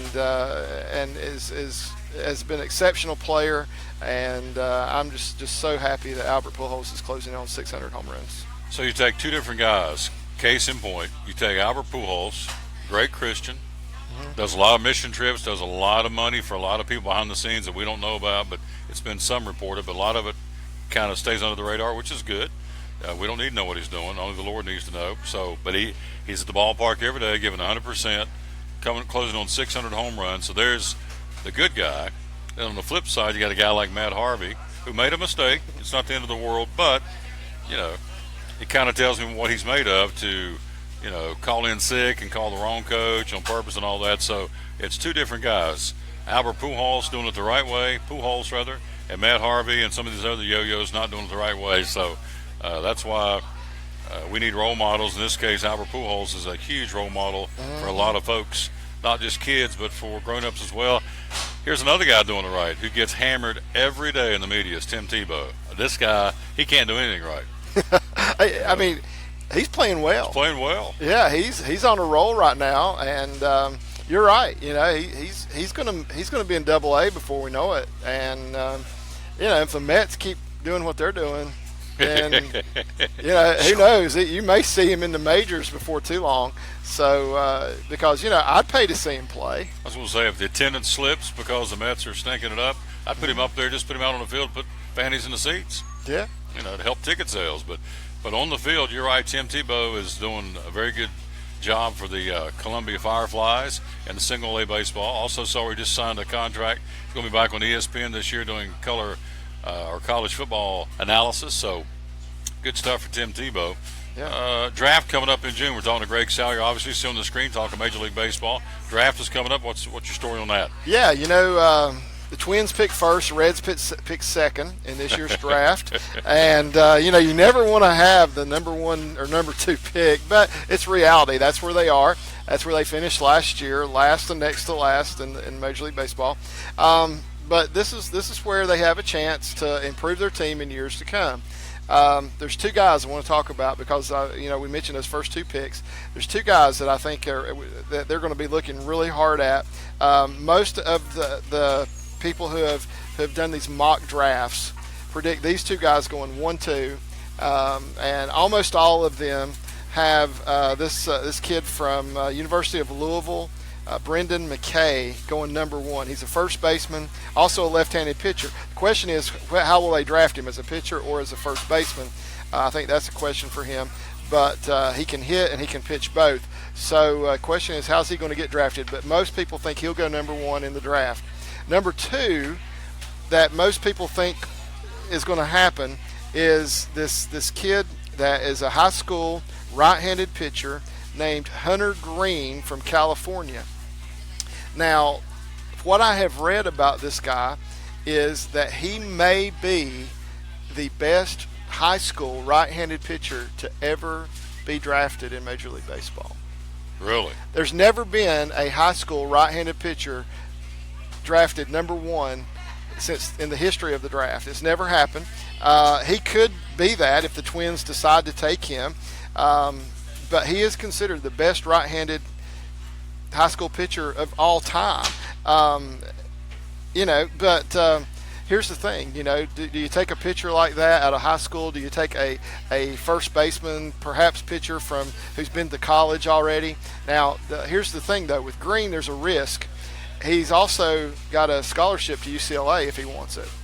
So, I would imagine the money going 1 or 2 with the signing bonus is going to be enough that he'll say, okay, I'll take the money and go at this point. But, you never know what somebody like that may decide to do. But these two guys are both phenomenal players, and I think we'll see them both in the majors one day. Talking to Greg Salyer, talking Major League Baseball. So the draft, that's where a lot of the Appalachian League teams will get their players. And so they're getting ready to go to the draft here soon, and then it won't be that long till we roll right into the start of the Appalachian League season. The Cardinals, Johnson City, the Mets of Kingsport, the Twins of Elizabethton, the Pirates of Bristol, and, of course, the Astros of Greenville, the Appalachian League teams here in the immediate Tri-Cities. Not that far away. We've been showcasing the different teams, and I think we've got another one coming up this week, this Friday. I think Mike Main's going to join us from Elizabethton talking about Twins baseball 2017. Hey, we're live here at Chick-fil-A. Don't forget, tomorrow the peach milkshakes are back. Woohoo! You ever had a peach milkshake? I have had a peach milkshake. Gosh. I lose money up here in the summertime. The only drawback about that is there's so many peaches in it they get stuck in the straw. That's the only drawback to that peach milkshake. True. You just have to take the lid off and drink it because there's so many chunks of peaches it clogs up and plugs the straw. What a great problem to have. It might be a redneck if the peaches plugs up the straw.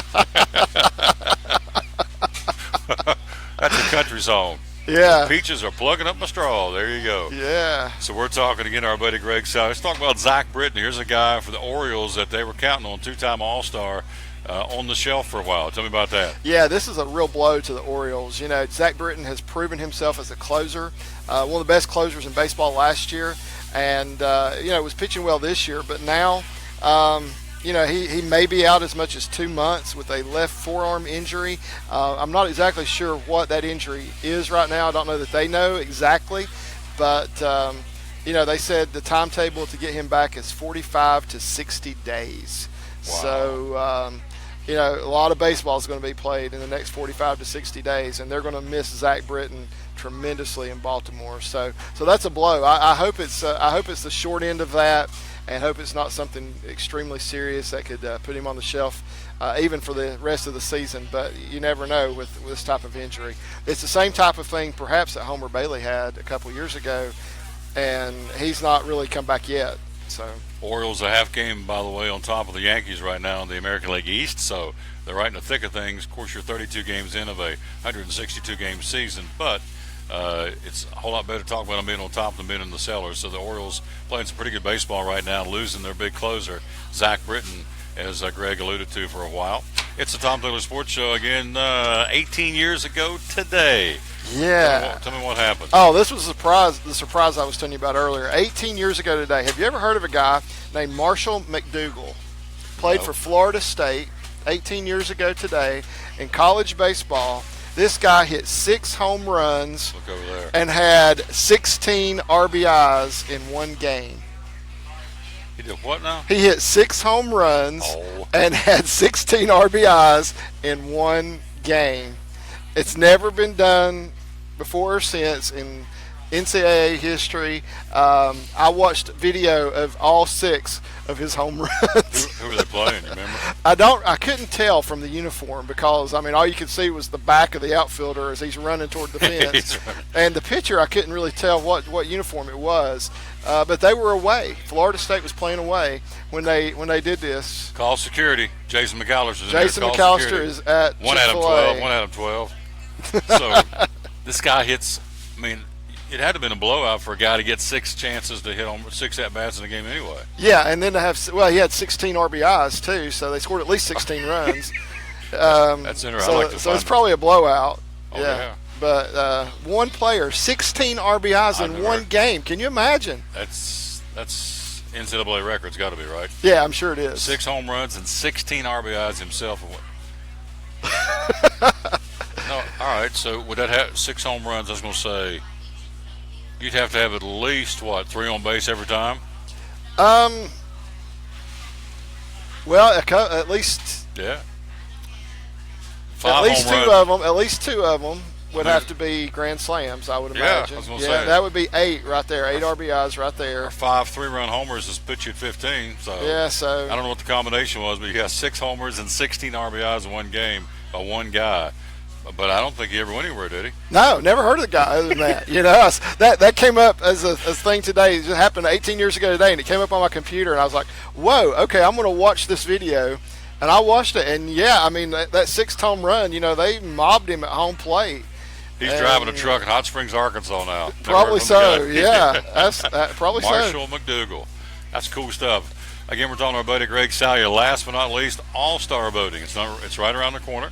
We got in a little tit for tat last week about guys that are on the ballot for the All-Star game that don't have many numbers, if any at all. Well, he has done his homework, and here as of today, he would vote for or has voted for the upcoming All-Star game. They're playing it this year in Miami. Yep. Yeah. So tell me who you got for your All-Star team. Okay, I'll tell you who I voted for today, because I voted my 3 times today. Or is it 3 or 5? I can't remember which it is, but I kept putting the number in and hitting send, submit. So these are this particular ballot. I voted just for the guys who have the best numbers so far this year.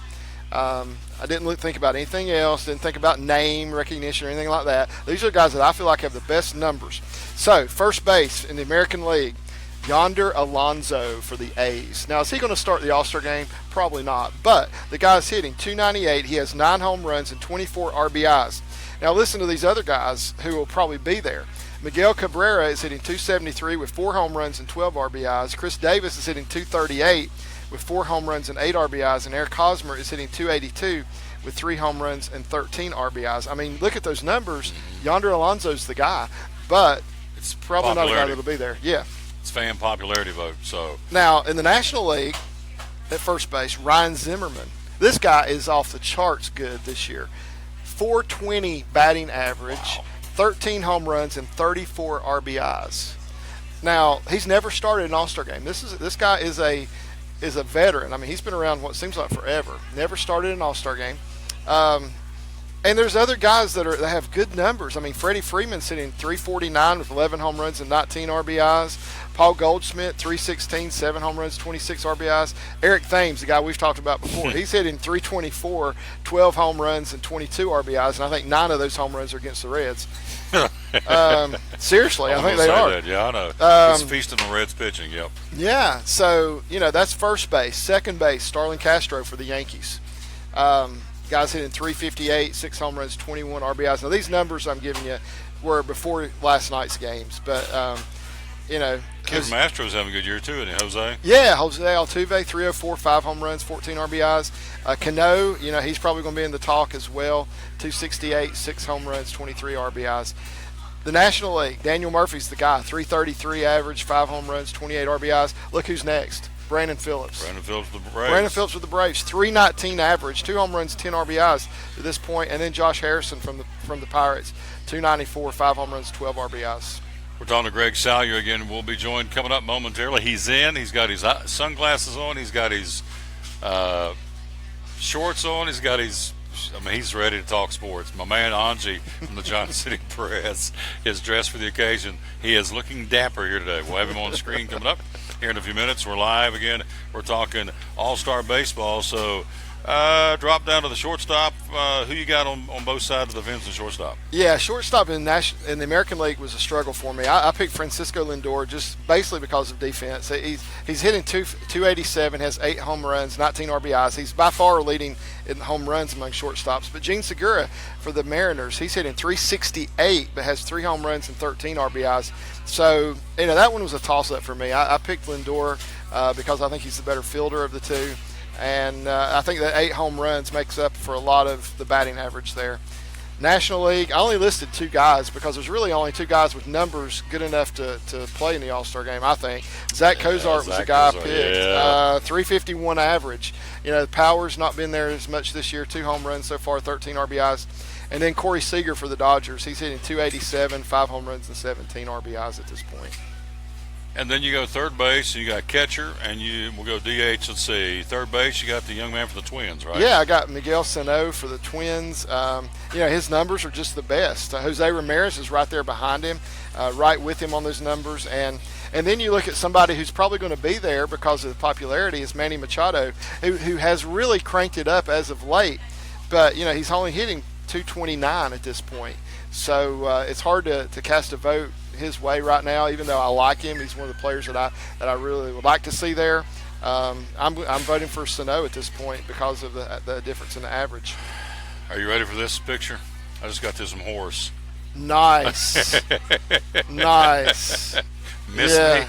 Let's see. He's been to Walgreens and has the red nose as well. How do you type nada? N-A-D-D-A. Nada. No, Horace with the clown nose. I wonder how I can get that transferred over to here so I can put that up on the screen. So, guy's nuts. Anyway, we're talking to our buddy Greg Sire, talking All-Star voting. Again, the race for the All-Star voting comes up, but the game itself is in Miami. You make a great point because the guys that deserve to be there more times than not aren't there because it's based on a popularity vote by the fans to get them involved, to get them engaged in the voting.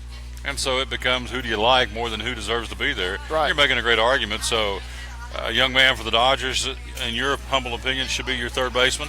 Yeah, he's hitting 376. So he plays great defense. He came up in the Reds organization, ended up playing for the Mets for a while, went to the Dodgers, and the Dodgers really are the ones that gave him the chance to play. He's in 376, 1 home run, not a lot of power, 15 RBIs. Right behind him, I have Suarez from the Reds, 327 average, 7 home runs, 22 RBIs. But then, the guys usually here, Chris Bryant, he's hitting 302, 6 home runs, 16 RBIs. That's nothing to sneeze at. Nolan Arenado from the Rockies, 292 average, 8 home runs, 21 RBIs. He will crank it up with the power sometime during the season when it gets warm. And, but that to me, Justin Turner right now is the guy. Got a couple minutes left here. Run down, jump through the catchers and the outfilders for me, would you please? Yeah, in the American League at catcher, I've got Brian McCann from the Astros, 294 average, 5 home runs, 18 RBIs. National League, it's pretty easy, I think. Buster Posey's the guy. 363 average, 3 home runs, 6 RBIs. Low on RBIs, but the Giants aren't scoring runs, so that's a problem for him. But those are the guys that I look at at catcher. The DH, I've got Nelson Cruz. He's hitting 319, 7 home runs, 28 RBIs. Chris Dickerson for Tampa Bay is also hitting 319. Just doesn't have quite as many home runs or RBIs. And then the outfield. Let's go to it real quick because I know we're about out of time. I pick 2 rookies in the outfield in the American League. Andrew Benintendi from the Red Sox. He's hitting 325, 5 home runs, 20 RBIs. Saw Aaron Judge play yesterday. This is a big kid. He's 6'7". I don't know how much he weighs, but he is a monstrously big guy. He is big. He's hitting 317, leading the major leagues with 13 home runs and 28 RBIs. And then, of course, Mike Trout is my third outfielder. He's hitting 355 with 8 home runs and 21 RBIs. That guy, I know he's out in L.A., which is a big market, but it seems like from the East Coast, he just stays under the radar. Trout and Albert Pujols, and Trout again. Those numbers are right there. Yeah. What's it, 355, 8 homers and 21 RBIs in 30-some games. He's hammering it. So that's your American League. National League outfielders, you would pick Harper and who else? I picked Bryce Harper, 385 average, 10 home runs, 29. He's a no-brainer at this point. I picked Charlie Blackmon from the Rockies. He's hitting 313, 8 home runs, 27 RBIs. At one point I had Adam Duvall in there because of the power numbers, but he's kind of been caught with some of that lately. So I picked Marcell Ozuna from Miami. It's going to be played in his home ballpark, and I'd like to see him start the game. He's hitting 325, 11 home runs, and 29 RBIs. Do they still have a rule that every team's got to be represented on the All-Star team? They do. Okay. They do have that rule. And so there's always a player or two, you think, they probably don't really deserve to be there, but somebody had to make it from their team. And a lot of times there's a guy that may deserve it from their team more than they do, but because of the position they play and things like that, that's what happens. So, great report. Greg Salyard's why we get him in every week, because I want to know where you found the pronunciations of those guys. How do you know all those names just by following the game? Because I've looked for pronunciation key. I can't find it. A lot of times it's just by watching it. But like if you watch the Reds and the Yankees last night, the Yankees announcers could not pronounce Devin Mesoraco. They called him Mesorasco. I don't know how many times. Hannah was like having a fit. Like, they don't even know how to say his name. It's Mesoraco. That's usually rule number one when you're doing a ball game. At least you know how to pronounce the guy's name. Yeah, so don't throw an extra letter in his name that's not there. Dave Unge's coming up here in just a few minutes from Johnson City Press. So. Oh, wait a minute. He's walking off. Dave, come back. He is mad. Dave Unge joins us. Hey, what's going on in the church house this Sunday? Oh, it's Mother's Day. So I'm using a passage. Well, I'm actually kind of preaching a biographical sermon. We're going to talk about a mother in the Bible that we don't typically think of, and I want to leave it as a little bit of a surprise. But we're going to start in the book of Joshua, and we're going to read a couple different passages from Joshua. We're going to go to Matthew, and then we're going to finish up in the book of Hebrews. Interesting. So, yeah, it's going to be interesting. But it's somebody who was a great mother, but we don't usually think of her as being a mother in the Scriptures. Good. There we go. Yeah. Putting a little carrot out in front of us. That's good. So I'll be at the church house on Sunday. Great job, my friend. Thanks, sir. This guy comes prepared, thorough, and does a wonderful job. Greg Salyard, hungry today? I'm starving. There you go. Major League Baseball update guy coming up next, Dave Unge. He'll come up and say, I'll have a shiner right here. Say, that's Unge to you, buddy.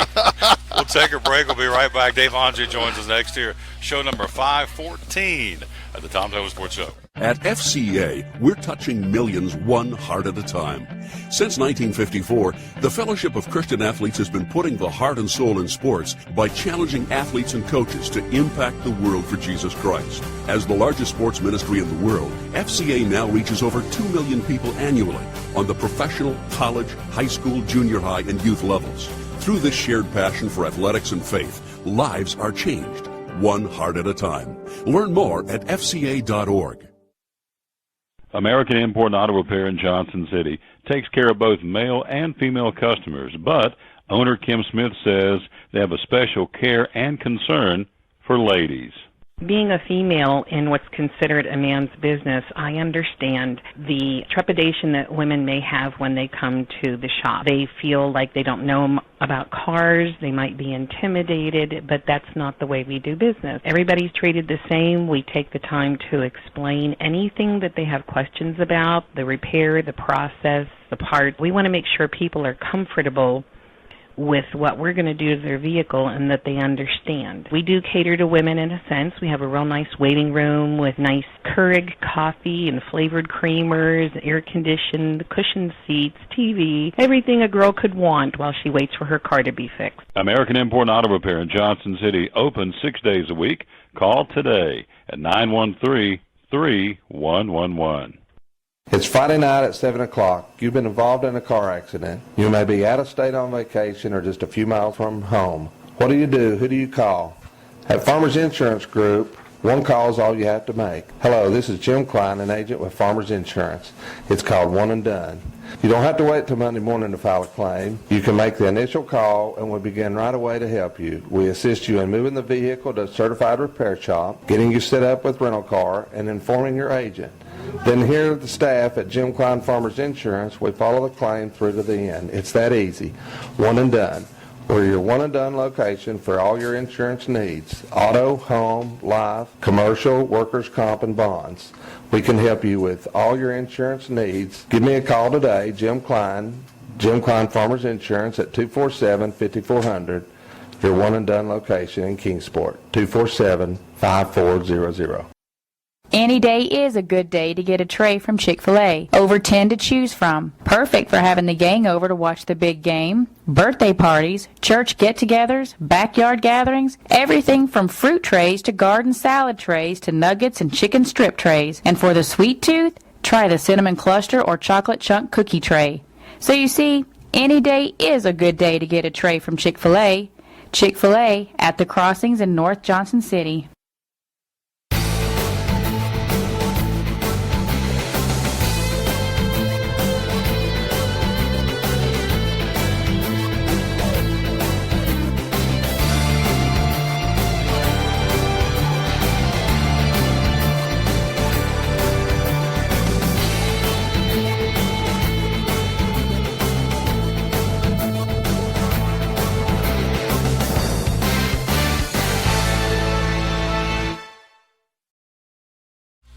Back live again at the Chick-Fil-A Chicken Coop Chicken House.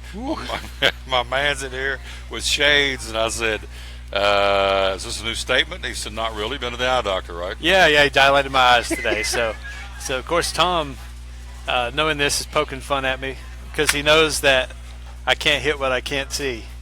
You know what I'm saying? I'm dodging all around. I'm dancing. I'm poking fun at him like I'm poking the bear. He can't see me. He's just been swatting at me, so he's here. I gave up. He gave up. I'm going to leave you alone because you got your eyes dilated, which is good. We're talking to our buddy Dave Angie from the Johnson City Press. Jason McAllister, 1 Adam 12, call security. Looking. There's a good guy right there. All right, let's take a look at high school baseball. Man, I pick up the Johnson City Press and find out that the Science Hill Hilltoppers are eliminated from postseason play, and I was shocked to see that. So, not the way they wanted to end. They never made it to the regional this year. So, as it says, Toppers dismissed by Vikes.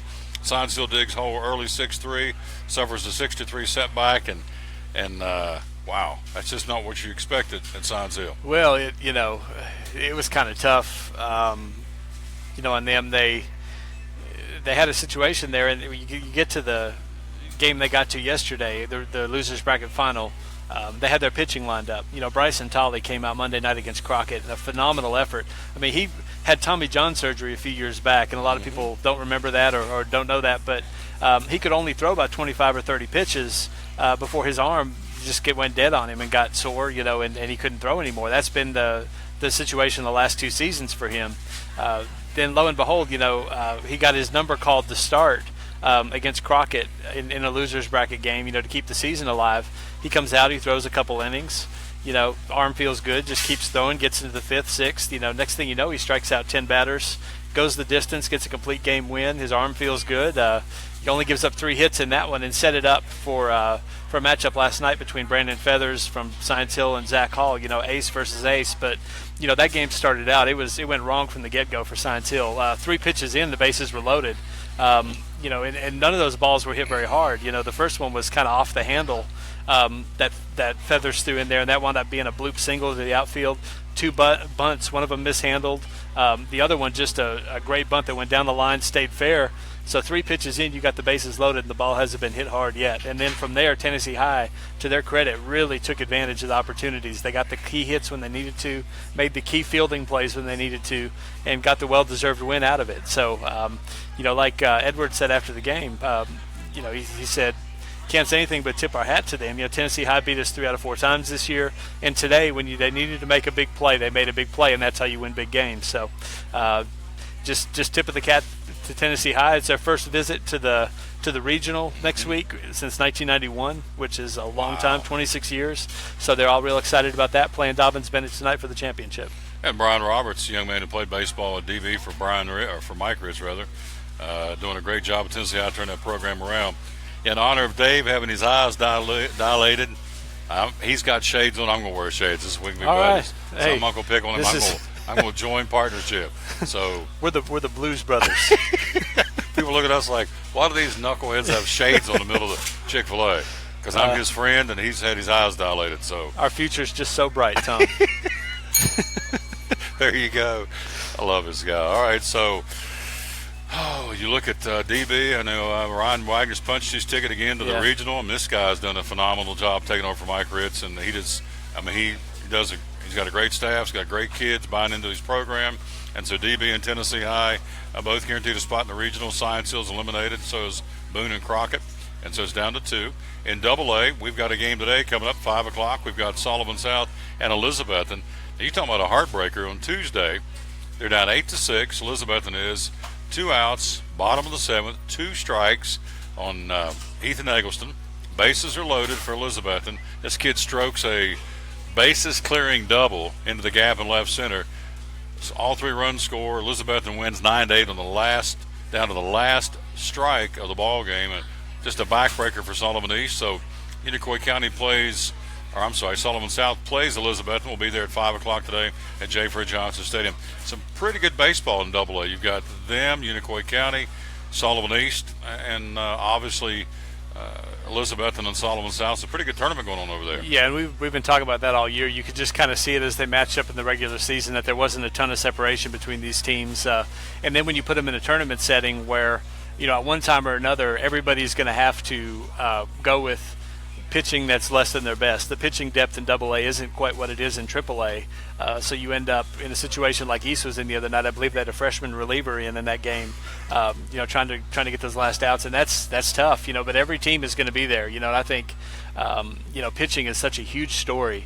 Every time these AA tournaments, in single A for that matter, when they happen, because you got to have a guy that comes in, and is able to get outs in very clutch situations that they may not have been in during the season. So, and we've seen that play itself out, and it's going to be fun. It's all about keeping your pitch count down. It's all about teams having good at bats against pitchers to try to get the pitch count up. And that's a kind of internal battle that happens during the game with this new pitch count rule that really makes it compelling to cover and really exciting. Another little a layer to it.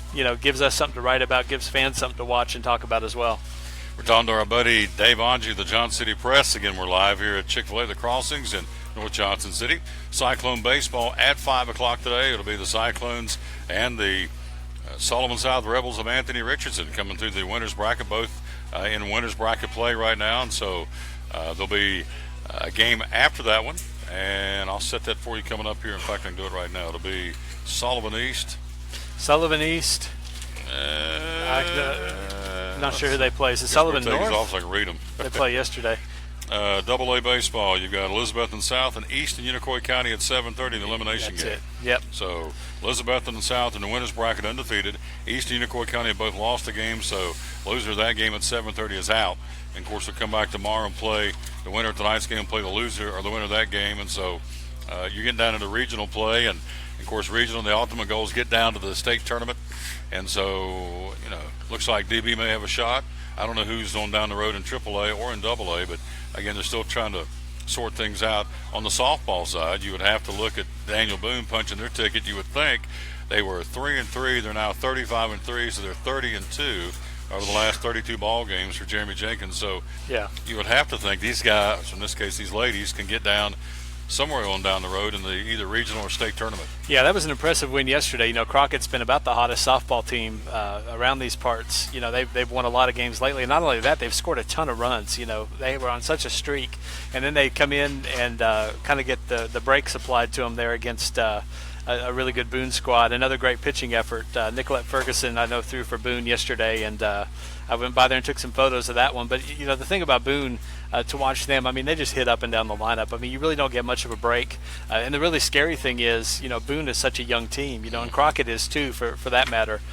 Those two, I think, are going to be battling there at the top of the Big Seven here for a few years to come by the looks of things. But, like you say, with Boone, everybody was wondering because they lost so much experience. You learn, you lose Jacqueline Jenkins from last year's team, and then next thing you know, all these freshman and sophomore girls step in and they play at a very high level from the get-go. And so you got to be real excited about the future there and at Crockett. And of course, I definitely think Boone will get the job done. I think they play Central in the championship game, if I remember correctly, and I think they'll get the job done. They'll get to play at home starting next week, and that gives them a good chance to maybe go down the road a little ways. We're talking to our buddy Dave Angie. We're live here again at Chick-fil-A, the Crossings in North Johnson City, and we're going to take a break, come right back, and we're going to switch gears, let him catch his breath, and we're going to go national sports, college football, NASCAR, the NBA, whatever else he wants to talk about. We'll do that, let him get a break. Let's some of our sponsors get some the needed and deserved pub that they pay for, and we'll take a break. We'll be right back. We'll wrap up our segment with our buddy Dave Angie, the Johnson City Press, here on the Top Doe Sports Show. From the driveways where your kids play basketball and ride their bicycles, to the parking lots at your local church or grocery store, Bracken Paving is an important part of many neighborhoods in our area. No matter how large or how small the job, Bracken strives for excellence in every service they provide. It's a foundation for a strong community.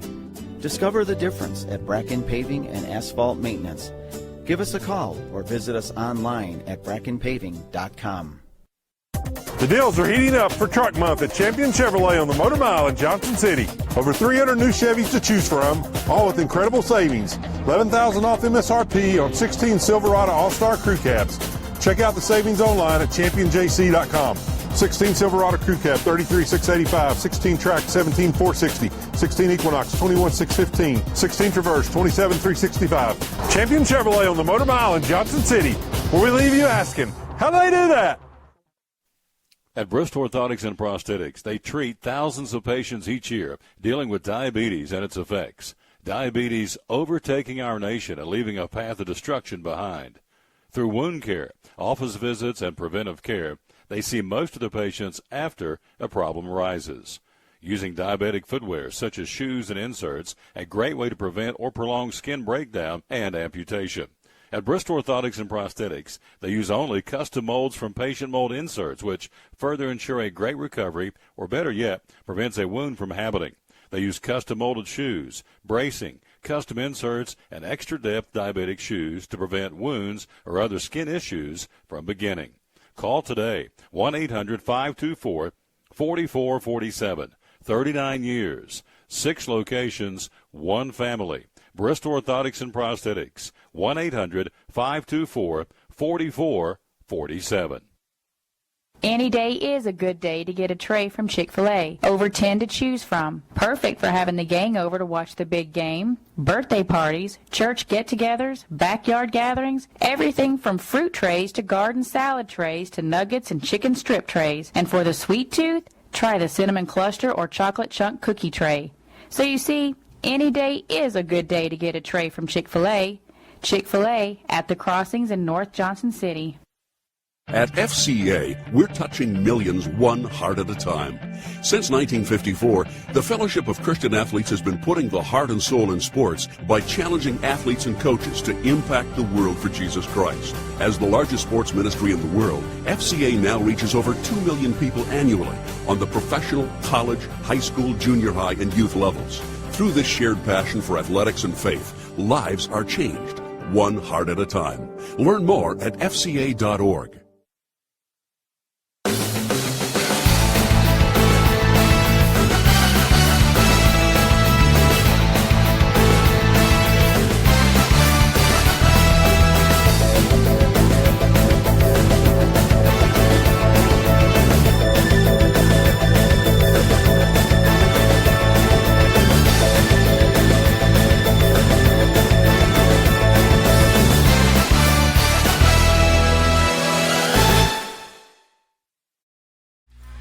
We're back live again at Chick-Fil-A, the Crossings, North Johnson City, talking sports with Dave Angie from the Johnson City Press. So let's switch gears, talk a little NASCAR, and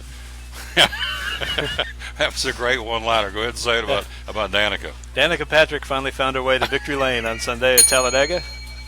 Because she was kissing her boyfriend, Ricky Stenhouse Jr., who won the race. So there you go. You know, you got to feel – I almost feel sorry for her because, you know, they've put her in good equipment and she just can't deliver the goods. And, you know, I don't know how long Stewart-Haas Racing will, you know, keep it rolling.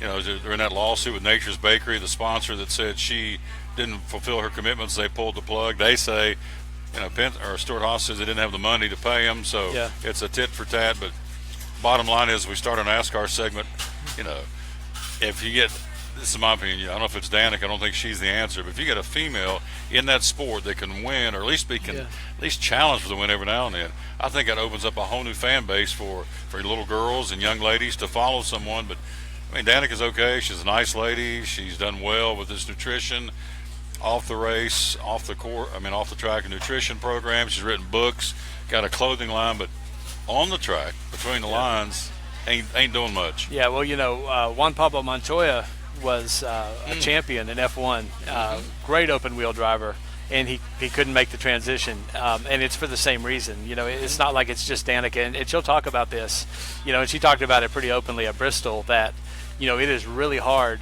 with the way these cars handle and these cars drive to come from an open wheel background and be able to be successful, run fast enough to win races here. And you saw the same deal, like I said, with Montoya, with a ton of open wheel drivers. There was a flood of them about 10 years ago, you know, that came in. You know, Jacques Villeneuve's another one. Very accomplished, winning drivers, talented drivers. The problem is the background they have. they're just not used to the cars being loose. You look at a guy like Stenhouse. I mean, if you have a dirt racing background, you're going to be successful in NASCAR. You know, you have a very good chance of it because of the fact that you're not nervous feeling the back end of that car loose. You know, and Kyle Larson is the poster child for that. That guy ran on dirt so much. You know, he was one of the first guys really to master getting around the top of Bristol because, you know, there's just no fear factor there. You have that feel, and every driver has a feel of what a car should feel like. And what happens in NASCAR goes completely against the feeling that Danica Patrick learned to be comfortable with coming all the way up from karts to open wheel and all her training in Europe. She doesn't have any less training than any of these other drivers out there. It's just in the wrong discipline, and she's fighting an uphill fight right now. And you know, and it's one of those deals I feel for her, and that would be true of any driver I think that was coming up with her background. They would have a very hard time succeeding. You know, I think if they want to see you know, women involved in NASCAR, if you look at drag racing, they have no problem succeeding in drag racing at all because there's a lot of youth programs that get them in junior dragsters to where they can get up and down the track and they have access to it. And when it comes time to race in top fuel, they can do that. It's no big deal because they've had that background, but you got to start when you're young. So if I were NASCAR and I really wanted that to be a reality, you got to take some promising young ladies and you got to get them in dirt cars, and you got to somehow sponsor it, somehow pay for it, somehow build a program up to where they get that, and then they get onto some concrete half-mile tracks, you know, that on the way up in those circuits in late models, and then you're going to have a group of women that are going to be successful in NASCAR. I don't think it's a gender thing, and I think there's a lot of misnomers about whether a woman can be successful in NASCAR.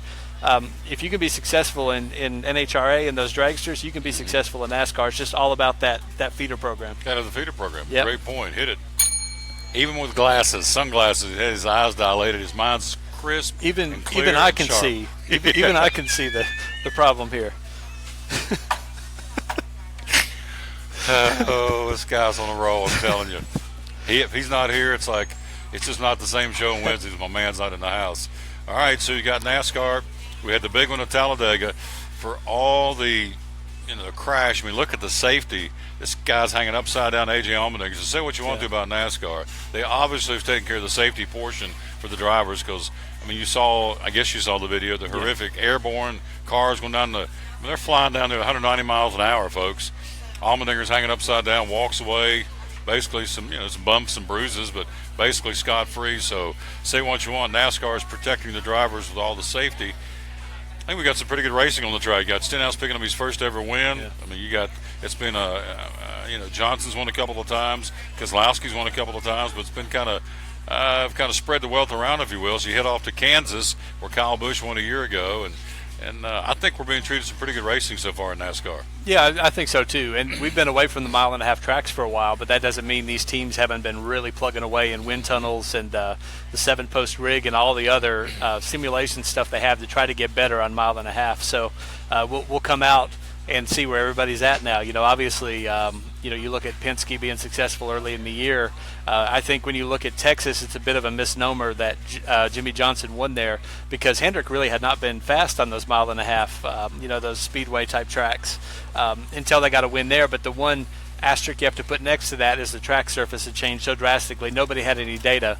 And also, when you look at the same deal at Bristol, and it's no coincidence Jimmy Johnson wins both of those races because his crew chief, I think, in my opinion, is better than everybody when it comes to going into an unknown situation, whether it's track surface or anything else, and finding the setup that's going to work and getting that car in victory lane. He's done it time and again. You look at Jimmy Johnson, people wonder how good of a driver he is. They say he has 7 championships, but we don't see him the same way as we saw, Earnhardt or Petty. But the thing is, I think it's the teamwork when you look at the driver and the crew chief, and I think that partnership and what Jimmy Johnson has to drive every week because of the job that Chad Knaus does, sometimes within the rules, sometimes maybe a little outside in the gray area, but they put a fast car on the track every week, and we talk about it all the time. If you want to win, you have to run up front. And if you're running top 5 often enough, pretty soon it's going to be your day. And I think Jimmy Johnson's always in position to run well, and his crew chief puts him there. So now we're coming back to these tracks. We're going to see if Hendrick has made up any ground in speed on a track surface everybody knows pretty well here. Them and Penske and Gibbs, we're going to see where everybody stacks up as we start to head into the warmer weather here. We're talking to our buddy Dave Vaughn. Going to ask him about Team Penske in a minute. Are they crooks or is it just, they said we're Logano said last weekend we have a clean team. We don't cheat. We'll see what he has to say about that. Let me plug real quick, as we do every time, the PanteneBeautifulLinks.com, growing the hair. Again, we're going to have it when we hit the appropriate length, it's going to be cut off and donated for cancer patients, for ladies going through either chemo or radiation or both, for the wigs. So that's what we're doing this for, growing this hair, because to craft beautiful, high-quality wigs. Again, these go to ladies affected by hair loss from cancer, either going through chemo or radiation or both. And so I always want to give a shout-out to check them out, Pantene, the hair product company, Pantene, PanteneBeautifulLinks.com. So we do that every day to let folks know that's why we're doing it and give them a plug. So I lost my father and my mother and a stepmother to cancer, so it's my small way of giving back, growing the hair, and once we whack it off, we're going to do it again. So anyway, PanteneBeautifulLinks.com. Penske, Joey Logano says, we don't cheat. Yeah. Okay, they upheld the penalties yesterday for Paul Wolf, the crew chief for Keselowski, docked him 35 points, fined him $65,000. Of course, Logano's guy, they failed post-race inspection coming out of Richmond. Was it Richmond where he won? Is that where he failed post-race inspection? No. Yeah, yes, it was. Yes, it was Richmond. Yep. And so, but he says, we don't cheat, we're a good company. Yeah. Okay. But you got both crew chiefs and both drivers and driver points in the hot water. So is that a cover your tail statement, or is that true? I'd say if you don't cheat, you don't try. I mean, and that's just the NASCAR culture. I mean, you always push the boundaries, and they give you, with these new templates on these cars now, it is so exact. They measure these things with lasers.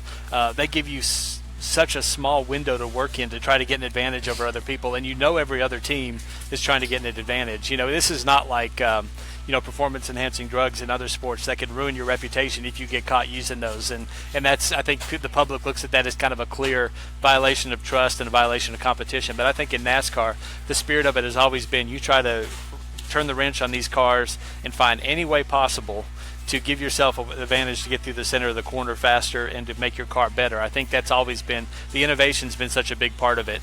And I think that's all the way back to obviously Junior Johnson being one of the famous ones in terms of innovating and working on his cars and finding parts that weren't necessarily stock parts to put in his cars. And if you go to these race shops, I visited one probably about 7 years ago. It was Michael Waltrip Racing, and it just astounded me what they were doing there. They were finding lighter metals and blending them together and making screws out of them to put in these cars. Instead of buying screws stock, they were saving weight on that so they could add weight to another part of their car. Like the Bristol car, for example, because they're going to race in Bristol. They wanted to reinforce the front bumper, but you have a weight limit. So what they had to do was go through and find an alloy, a metal alloy that would be as durable and hold up to the rigors of racing, but at the same time lighten the car enough to where they could add some reinforcement up front. So these people, day in and day out, are thinking way outside the box. And every now and then you'll do something and NASCAR discovers it and you've run afoul of the rules. Not necessarily that you're trying to cheat, you're just trying to innovate, you're trying to be fast. If you don't do that, you're going to fall way off the pace real quick and not catch up. So all these teams, let's call it innovating. They're all innovating. It may turn out to be cheating every now and then, but they definitely are all pushing the envelope. Kyle Busch leaves Talladega and says, this week we're going to a real racetrack. So, he's come out. I had Mike Hendrick on earlier in the show and said, he's the NASCAR's best driving crybaby. Alicia Phelps came in behind him, who was with us from NETA, who's a huge Kyle Busch fan, says, rather be first than last. She said, he's just very competitive, and so, I get it. He doesn't like to lose. I've interviewed him before where he said, Joe Gibbs pays me to win races and to be out front. When I'm not happy because I'm a competitor. So my question to you is, and you've been around him, is the guy a competitor with passion? Is he a crybaby? What do you think? I think he's very I think sometimes he cries passionately. If you put it, he is a little more. He's a competitor. I think both are maybe a little bit true. I can respect a guy. I would rather hear somebody that's upset about losing than somebody that's okay with losing. If I'm a fan of a driver, I don't want to hear my driver like, well, no. I know my fans spent $500 or whatever all told to come out here and watch me race today. 26th is good enough. That's fine. We'll go on. You want to hear somebody that's got at least a little bit of passion in it, at least from my standpoint. So, I would fall on that side of it. Here's the other thing about Kyle Busch too is, and it's true of all drivers, no drivers like to run a race where the race is not in their hands. And the thing about Talladega is, for the driver, you're in there trying to make quick decisions, but you can do very little. You're in the draft, you're kind of along for the ride. You can try to make a move or two at the end to negotiate your way up, but from a pure racing standpoint, there's very little racing that goes on in these. I mean, you're riding the draft, you're trying to work with people. It's not in your hands. You have to have somebody pushing.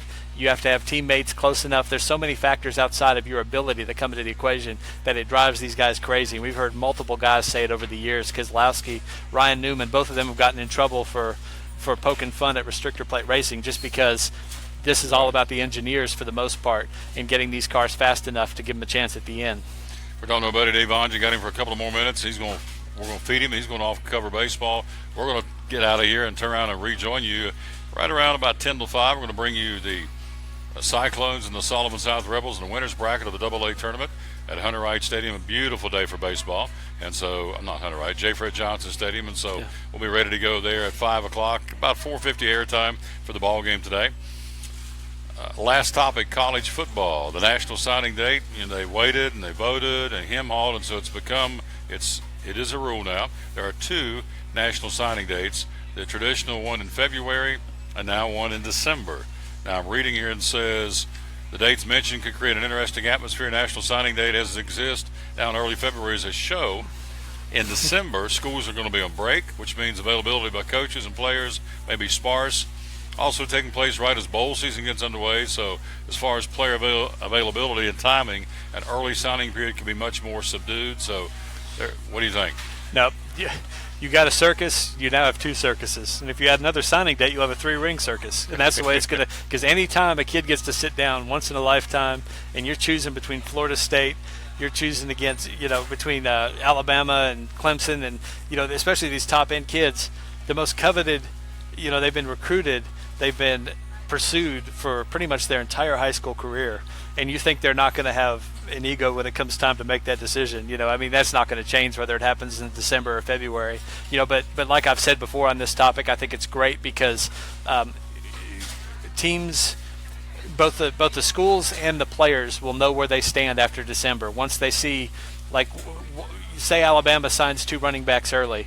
If there's a running back that's been committed to Alabama for a few months, and he looks and says, okay, well, they've signed 2. I need to open it up and start looking elsewhere. And the schools can tell them, okay, we landed 2 guys. They're on our campus. You probably need to look. And it gives them a period of time to do that, where you're not surprised when these things start rolling in and you realize, man, they oversigned at this position. They told me they weren't going to do that, and they did that. And you have kids who have to face, whether they're going to stay at that school now or, even if they transfer or the day after or whatever, they have to sit out a whole season. You lose a season and you try to go somewhere else. So this will open up the process. It'll bring some transparency, so teams will know what the kids are thinking, and the kids will know what the teams are thinking, and hopefully it'll avoid some of these gut-wrenching situations you see on signing day when kids have a change of heart at the last minute, leaving a team without a kicker or without a quarterback where they thought they had one. It'll probably make the process a lot smoother. But make no mistake, the videos, the fireworks, whatever else happens, they're all still going to happen. It's going to be goofy, but it is what it is, and ESPN's happy because that'll really raise their ratings during the month of December when there's not a heck of a lot going on. So, that's a great point. Hit that bell. Dave Onge again is covering. Who you covering today with the Johnson City Press? I'm going to cover UH baseball tonight at 5 o'clock at Crockett. Hopefully, I get my eyesight back by the end. But the doctor said 3 hours. I'm going to trust him.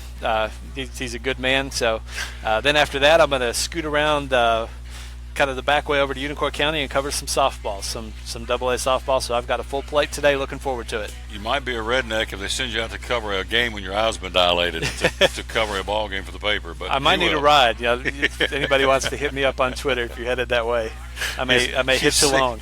Dave out on the road hitchhiking. Yeah, has a little sign, Irwin or bust. So that's good. You're awesome. Go get something to eat. All right, man. Great guy, man. I tell you, love having this guy on the show. That's going to do it. We are out of time. We sincerely thank you for yours, and we're going to rejoin you again. We'll be ready to rock and roll coming up again later today. We're going to be joining you about 4:50 live from J. Fred Johnson Stadium. It'll be the Elizabethton Cyclones and the Sullivan South Rebels of Anthony Richardson and the Cyclones of Ryan Presnell. Hook it up in the winner's bracket game. We'll have that for you. And, boy, if it can get any more exciting than we saw Tuesday, bottom of the 7th. I mean, you're talking about a game, bottom of the 7th, 2 outs. Elizabethton's down 8-6. Bases loaded, 2 outs, 2 strikes on Ethan Eggleston, who promptly strokes a bases-clearing 3-run double to win the ball game into the gap in left center field. I mean, you can't get any more dramatic than that, folks. And so looking for the same type of atmosphere and energy this afternoon at J. Fred Johnson Stadium. We'll bring that to you right here again on the Tom Taylor Sports Show Facebook page beginning right around 4:50 this afternoon. So, do want to say thanks to our guest today. We were joined here, of course, by Danny Birchfield from Chick-Fil-A. Also, we were joined by Mike Hedrick, the NASCAR fans reporter from Northern Virginia, talking Talladega and Kansas and everything going on in NASCAR. Also joined by Alicia Phelps, the executive director of the Northeast Tennessee Tourism Association. We're also joined by Greg Salyer, our buddy, the Major League Baseball update, and of course, just now, our buddy Dave Angie from the Johnson City Press. Tomorrow, we're going to be live at Champion Chevrolet. Among our guests tomorrow by phone, former Tennessee football coach Philip Fulmer joins us tomorrow. We're talking this National College Signing Day, the status of college football in the eyes of Coach Fulmer, and also what he thinks about Butch Jones's campaign this year. So we'll talk to Coach Fulmer tomorrow live here again at Champion Chevrolet here on the Tom Taylor Sports Show. Among other guests we'll have, including Kevin Harmon talking UT Sports and more, again, coming up tomorrow. We're out of time. We sincerely thank you for yours, and so we will rejoin you at 4:50 this afternoon for Elizabethton Cyclone Baseball. Should be a dandy, beautiful day for the game. We'll be live again from J. Fred Johnson Stadium, bringing you the Cyclones and the Sullivan South Rebels. Until then, for all of our guests and for Connie and the gang here at Chick-fil-A, this is Tom Taylor telling you, as always, win or lose, be a good sport. Thanks for giving us a watch and listen. Be sure and share us and like us, and we would appreciate that very much. Until 4:50 this afternoon for Cyclone Baseball, we say so long, everybody.